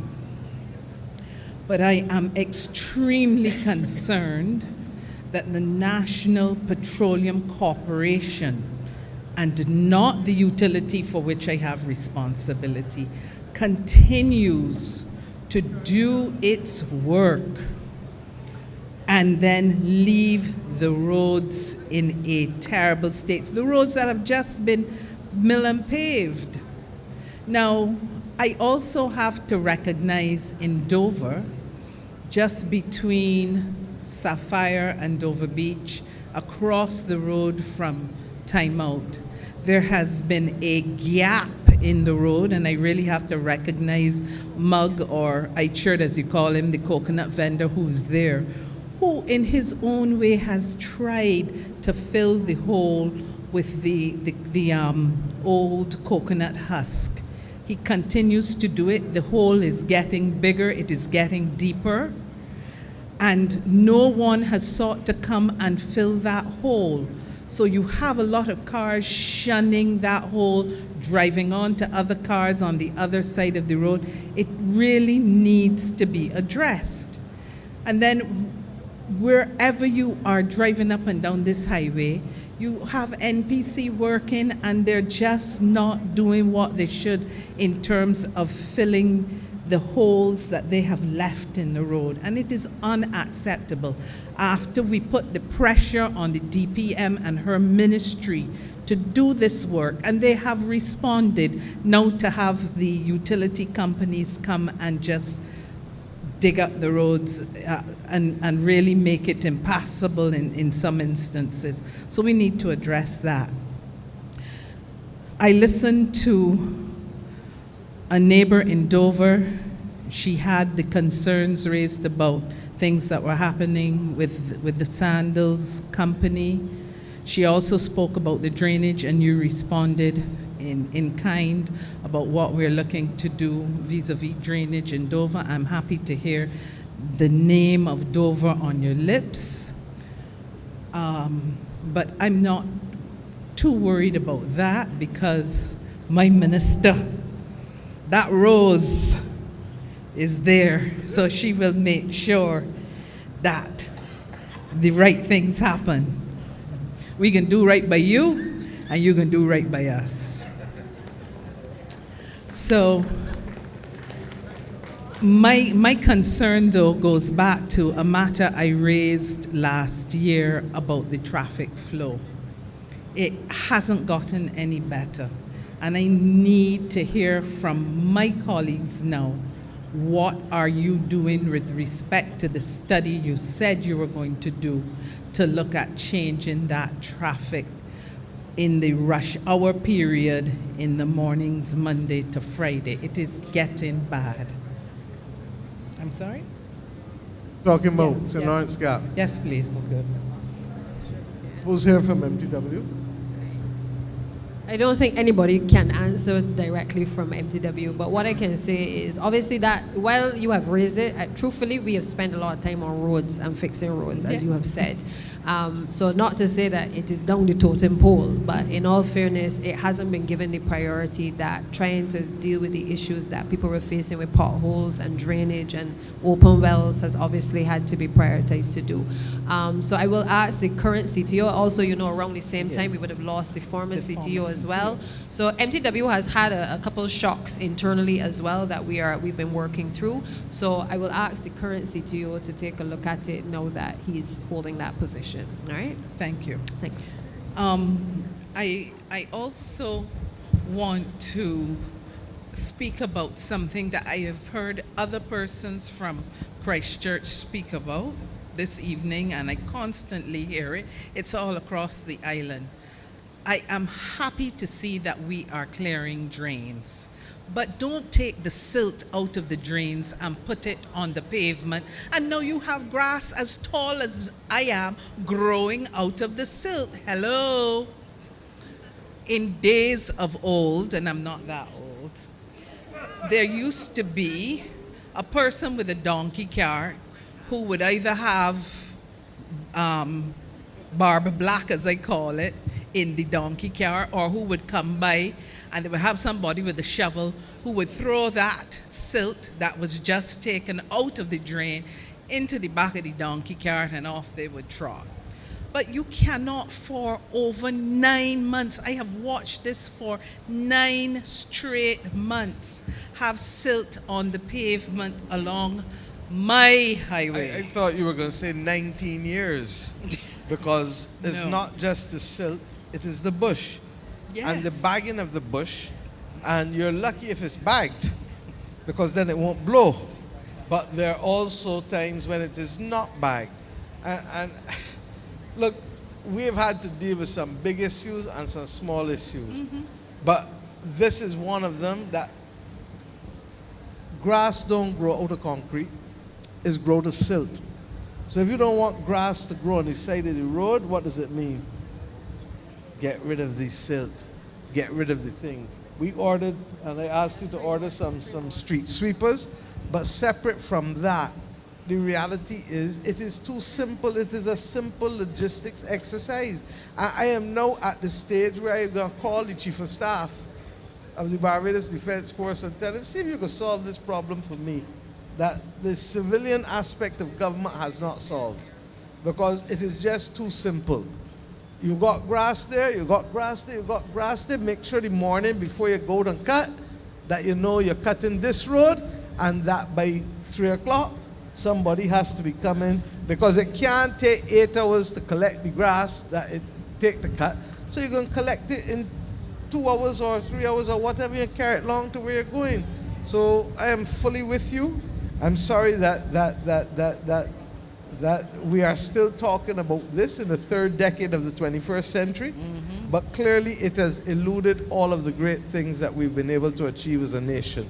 And if we can get this right, then I will feel confident that the small things that make a difference in the lives of ordinary people in communities.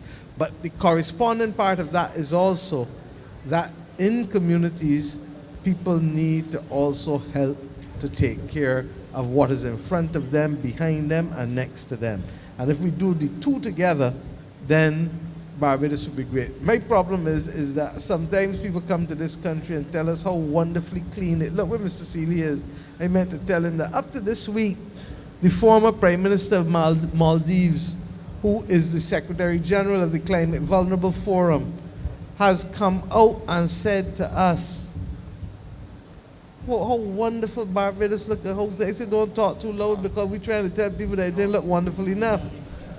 You understand? So while we may be better than others, we know we are not good enough, and we need to get it clean. And I've spoken about it almost every Independence Day as well in the last 4 or 5 years, so that it really has to be a whole of government effort. So on a final note, I want to again raise this matter of the Dover Terrace Road, where the National Petroleum Corporation came in and did work where they laid new pipes. The side of the road, which would be the northern side of Dover Terrace where they did the work, they reinstated, but they left the southern side of the road in such poor state. We now have puddles of water where we didn't have that before. I really would like someone The point was well made, and we will follow through. But I suspect they thought you had access to resolving these matters, not just for one utility, but all utilities. I'm obliged to you, Prime Minister. Before you leave, Madam Permanent Secretary, I'm sorry, I didn't say my name. Alice Jordan, Dover Terrace, Permanent Secretary in the Prime Minister's office. Right, I've done it for you. Sandy, you want to explain, please? So Piers, just to your earlier point in relation to the picking up of the garbage, the debris on the road, that is the reason why we changed the model that we're using at MTW. Because again, we recognize that we got to change behavior. And sometimes when you make people more responsible for what and accountable for what they're doing, then you get a different result. So if they're working for MTW or they're working for NCC, they may leave the bags on the ground. They're going to say that the equipment isn't working, which is the famous excuse, as you're well aware. But when we actually outsource now and we allow independent contractors to have to be responsible for that, part of them getting paid is also dependent on them being able to remove the debris within that reasonable period on the road. So it throws the responsibility on them rather than on us having to keep walking around and telling them the garbage is on the road and it hasn't been collected. So hopefully we'll see a change in behavior because we are shifting the responsibility from the government entities and onto the independent contractors. They will hire the vehicles, the trucks, to be able to remove the debris. It's not at MTW. So they have to have trucks that are in good working order to collect the debris as well, and also to have garbage bags to put the debris in as well. Okay? So that's it. Thank you, DPM. I'm obliged to you.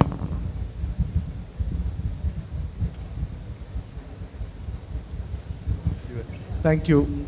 This is the last one. Yes, sir. I saw you raising your hand earlier, but couldn't take you from the floor. Right. My name is Jeffrey Coyle. Jeffrey. I grew up with that beautiful young lady in Dover. What's the last name? Coyle. Right, thanks. I grew up with that beautiful young lady in Dover. So I know all the things that she's going through. I don't live there anymore, but I still have a property there with my sister. I am from Enterprise, and I have come to beg you all to stop paving the roads. You're wasting money. And if you're, Miss Bradshaw, you're head of MTW, can we get rid of MTW? I'm not joking. Back in 2016 and 2017, I was actually born in Barbados. I am a proud Bajan. And I was actually looking at moving to see where I can move to Australia somewhere. Okay? And then this young lady came and got in power and has restored my faith in this country. Okay? I don't know where we will be without y'all. Her and y'all and her team, I can't tell you. Okay? But we need to do something about wastage in this country. Okay? You can't be. Who would pay? If I had to come and do work at your house and fix your yard and come and just throw thing down and tell you, look, man, you drive over it and they can flatten it out. You can pay that bill? You're wasting our money. And it hurts me. Because I on my way out now, you know. But when we spend $200, $300, $400 million to fix the roads, and in 3 years, I can give you all of something. The little egg about there in Sears Court, that road going up that hill was the first road that I can remember being paved. Go and look at it now. Seriously, go and look at it now. You would not believe that that road is just 3 years old. It's still good. All these sides breaking away. The waterworks bent up there. No, it ain't better than it was, because it was good 3 years ago when it was first done, and now it gone back like an old road again. Go and walk on the road and see. All these sides breaking away. They had about 3 or 4 burst pipes up there. And the road, what I'm just saying is, in 10 years... I can see that you are easily distracted. Don't mind the ladies' voices. They may be sweet to the ear, but stay focused. I went to school here, right? And I am trying my best to on good behavior, because I learned to curse here fluently. Right? Fluently. And I am trying to, because I heard you saying that, the tape and everything, so I trying my best. My heart here racing. Much to my dismay that I look at here and I see that picture up there, and saddens me to know that that is an old scholar. That picture should be taken down. Nobody should be looking up to that picture.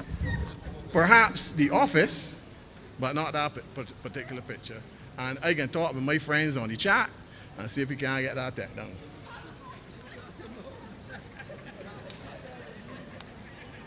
And listen, are you finished? I don't want you to take credit for all 30 seats, you know. Nope. Because that fella up there had a lot to do with it. You make it sport. But I was a proud Bajan, and I was looking to leave out here because I couldn't take it. Anyhow, anything else, sir? No. But what I'm saying is, okay? I take your point about the quality of work. In your hardest year, I can't remember what year it was, but it was volcano, eruption, all kind of things, okay? You gave young people a chance, okay, to clean up this country. I have never in my 58 years seen young people work and clean this country like those people. Certainly not MTW. They're paid to do it. I mean, yes, those people were paid to do it as well, okay? But never, ever have I seen young people work. One morning I was going walking, and I see a whole bunch of young people walking down to the lighthouse. And I said, we have money down there giving away? He said, well, not really. But we're going to collect our checks and our orders for where we're going to clean. Oh, and I told the fella, wait, y'all is the people that clean out the road? And I grabbed at the man, young fella, so and hugged him. I said, listen, y'all restore my faith back in this country. Huh? And listen, one more thing. I think that the One point more that, thing. just to remember what Santi said earlier, the project that she is doing now, about to start now, where we are assigning zones to contractors or companies or whatever, so that this is yours. You get paid on the basis of keeping it clean. So I don't care whether you do it in a day, 5 days, 7 days, but whenever the people pass, twice a month or whatever it is, it must be clean. And that is where we're going. So we're shifting the burden to the people whose sole justification for payment depends entirely on this area being clean and beautified. Listen, I believe in Barbadians, and you give them an opportunity to do it right, they will do it. Okay? I worked at Brydens for 20 years. The truck drivers used to do 1 delivery a day. You know what Brydens do? Sold the trucks to them, and the maids started making 3 deliveries a day. Huh? Give the people at MTW incentive to do it properly, and it will be done. And listen, you see that thing that is there, the gutters? You see what's growing there? That's an opportunity. Some boy should come with a truck and pick up all that, add a little manure to it, and go and sell it. It's an opportunity. You got to bring Just solutions, to speak to your not issue, problems. the issue you raised, the potholes and pothole patching. I agree with you, and I said it earlier if you didn't hear, that yes, we have a big challenge in terms of our operating procedures in government, and in particular in MTW, which we are working on.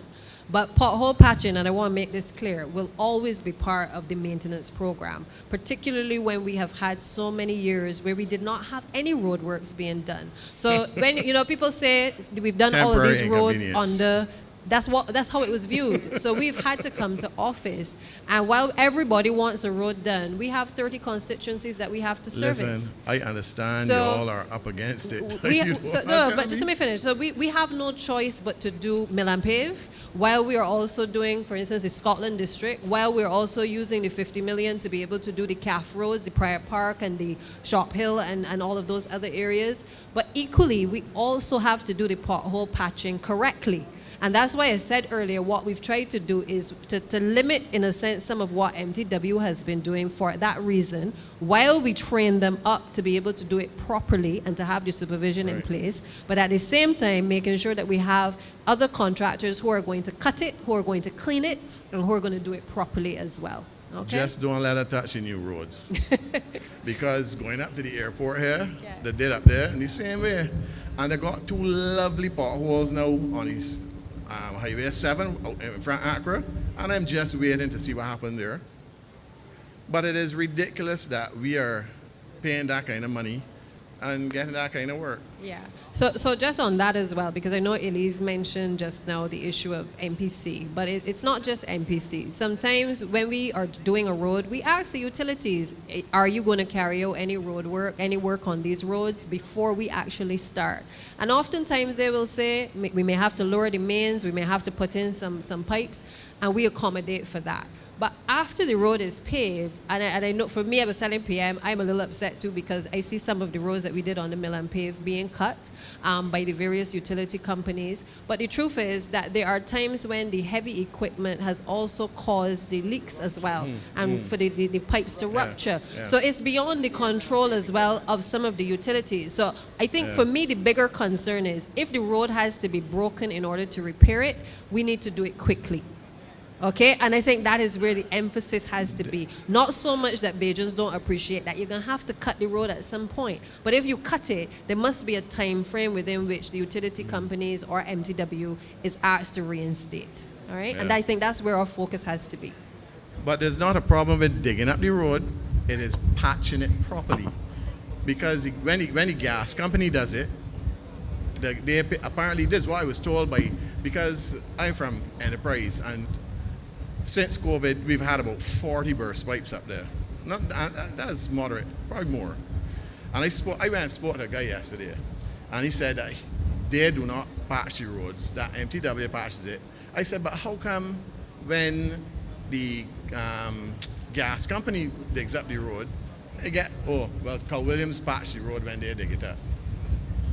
So there's the answer. Let Carl Williams do the work.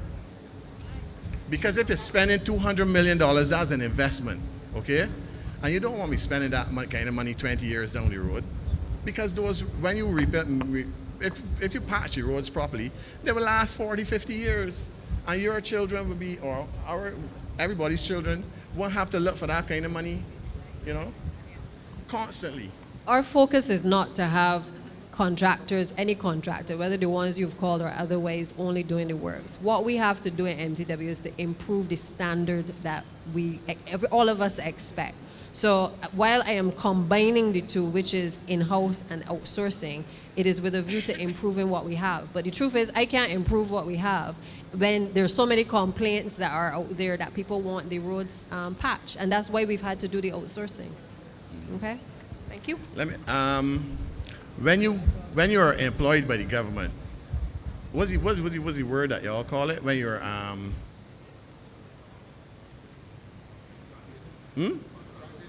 No. When you work for government and you're then become a part of the government, then appointed. So when you become appointed, that's it. They can't get rid of you.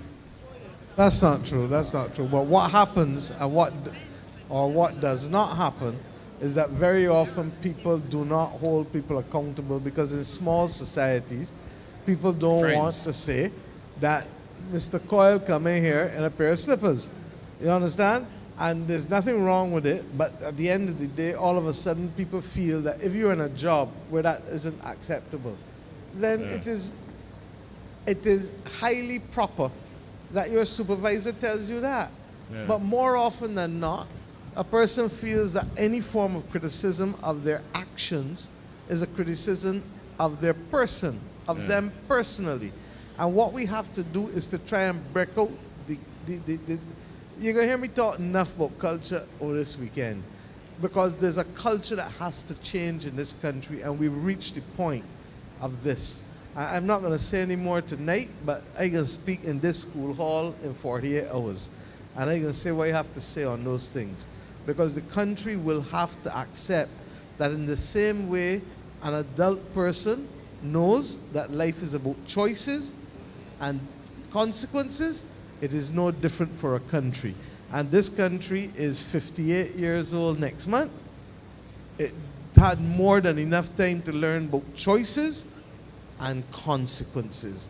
And we're going to have some serious conversations, because there's only so much we can do and there's only so far we can take it.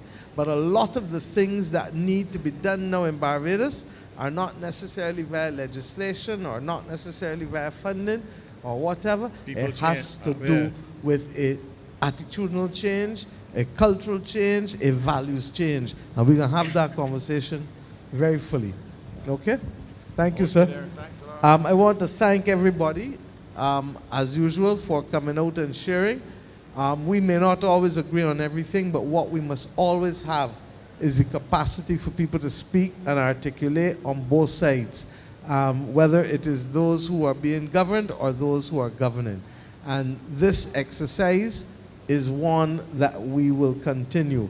Next month we go into St. Michael, and then next year we want to shift how we do these, because next year is actually the gathering. And we expect people to come back to their parishes, either those who live in this country but move out the parish, or those who live over and away but have come back home to be part of the parish. And I would want, therefore, we're going to announce, I'll announce on Saturday what the new focus will be, in order to be able to facilitate the continued expression of democracy and giving people an opportunity to be heard that would not otherwise be heard in the context of the traditional forms of governance that we have inherited. So I give the members for Christ Church the last word, as is normally the case. I don't know who wants to speak first. Wilfred, you're at the top. You want to go first, then Ryan. But any closing words from any of you? Okay? We come down to you. Yeah, PM, I just want to say, you know, it is good to hear from people in this format. A lot of the issues raised in Christchurch are issues that we have already on the table. We have them on the radar, and we're trying to deal with some of them.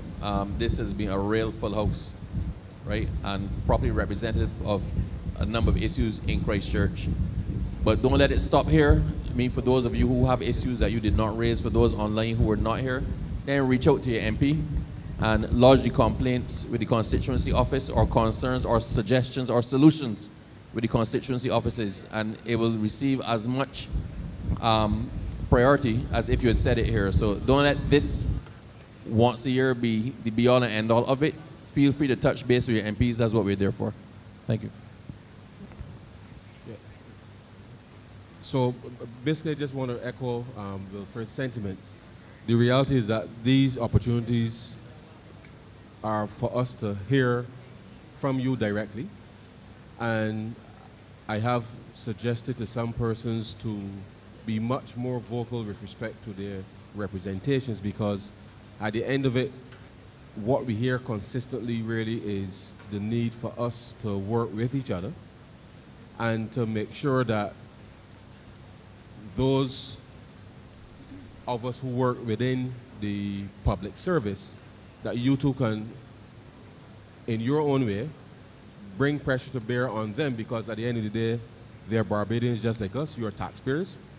And to the extent that you need to get responses, really, the reality is that there are Barbadians who are responsible every day for delivering these solutions. And whilst we as members of parliament and ministers can give policy direction in relation to what happens, at the end of the day, somebody's family has to get up and go to work tomorrow to be able to solve some of these problems. And I think if we are consistent with respect to how we are engaging and holding people to account, then we would see, subject to, you heard the Prime Minister speak to the fact that things have become a little more affordable, but that took hard work, and the reality now is that we are in a position to do a little more, but it means that the people who are responsible for doing that delivery have to better coordinate the responses in relation to that. And you have our commitment that we will continue to advocate on your behalf and the country's behalf in relation to how the services of the government are discharged.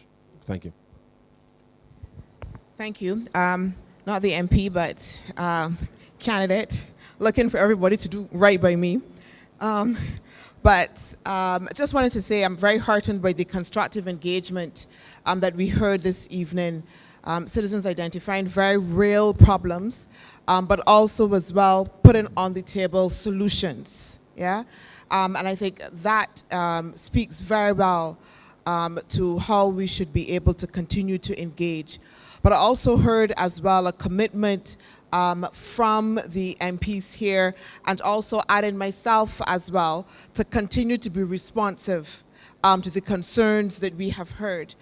Certainly for those in the constituency that I'm seeking to represent, many of you I would have already spoken to and walked with as well, and I think that continued partnership between us of hearing, listening, and being responsive is what will give us ultimately the best results. Sometimes things are complex, they take a little bit longer than we would like, but again, once the commitment is there to be able to listen to one another and to commit to work with one another, I think then we will get to the best solutions. Thank you very much. Thank you. And I want to thank, obviously, the constituents from the fulcrum of Christchurch West Central. But what is important for me and what has come out in a very limpid way through all the parish speaks, and nothing is different tonight, is that we must have sound partnerships. And when I say partnerships, I mean the community must be able to partner with government if we are to have true sustainable development, if we are to have true success as a country. It means that we must work together. So your ideas that you bring here and our policies must interfuse in a special way. And that is what is most important to me. So I want you to continue to agitate, advocate on your own behalf, on the behalf of your community, because it can only ensure that we have a better Barbados. It is the important step of building forward better. And I know that as a country and as a people, we can do it together. So partnerships are very important for me. Thank you. And all I would add is I'm very proud of my team of Christ Church. I think all of the members have properly and appropriately acquitted themselves. And rest assured, we work every day to make Barbados better. And that is obvious. We don't always get it right, but we try to fix when we get it wrong. And I think our opportunity to come and listen to you when we get it wrong and then endeavor to make it right. And I think that is the main thing that always comes out of these Parish Speaks wherever we go.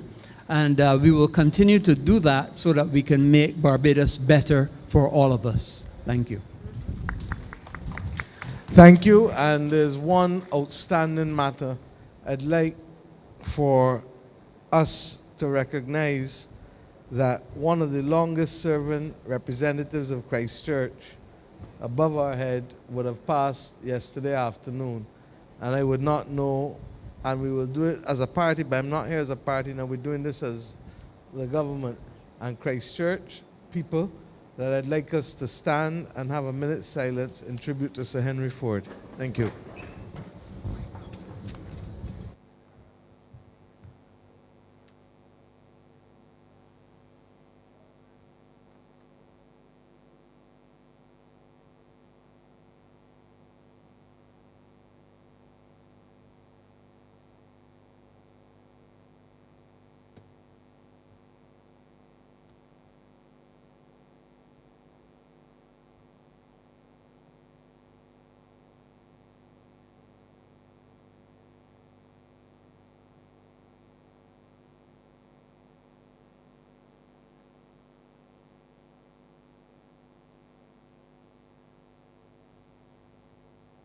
Soul rest in peace, and may his family be comforted by his memory and the great contribution he made to this parish and to this country. Thank you. Good night, and everyone get home safely. Thank you.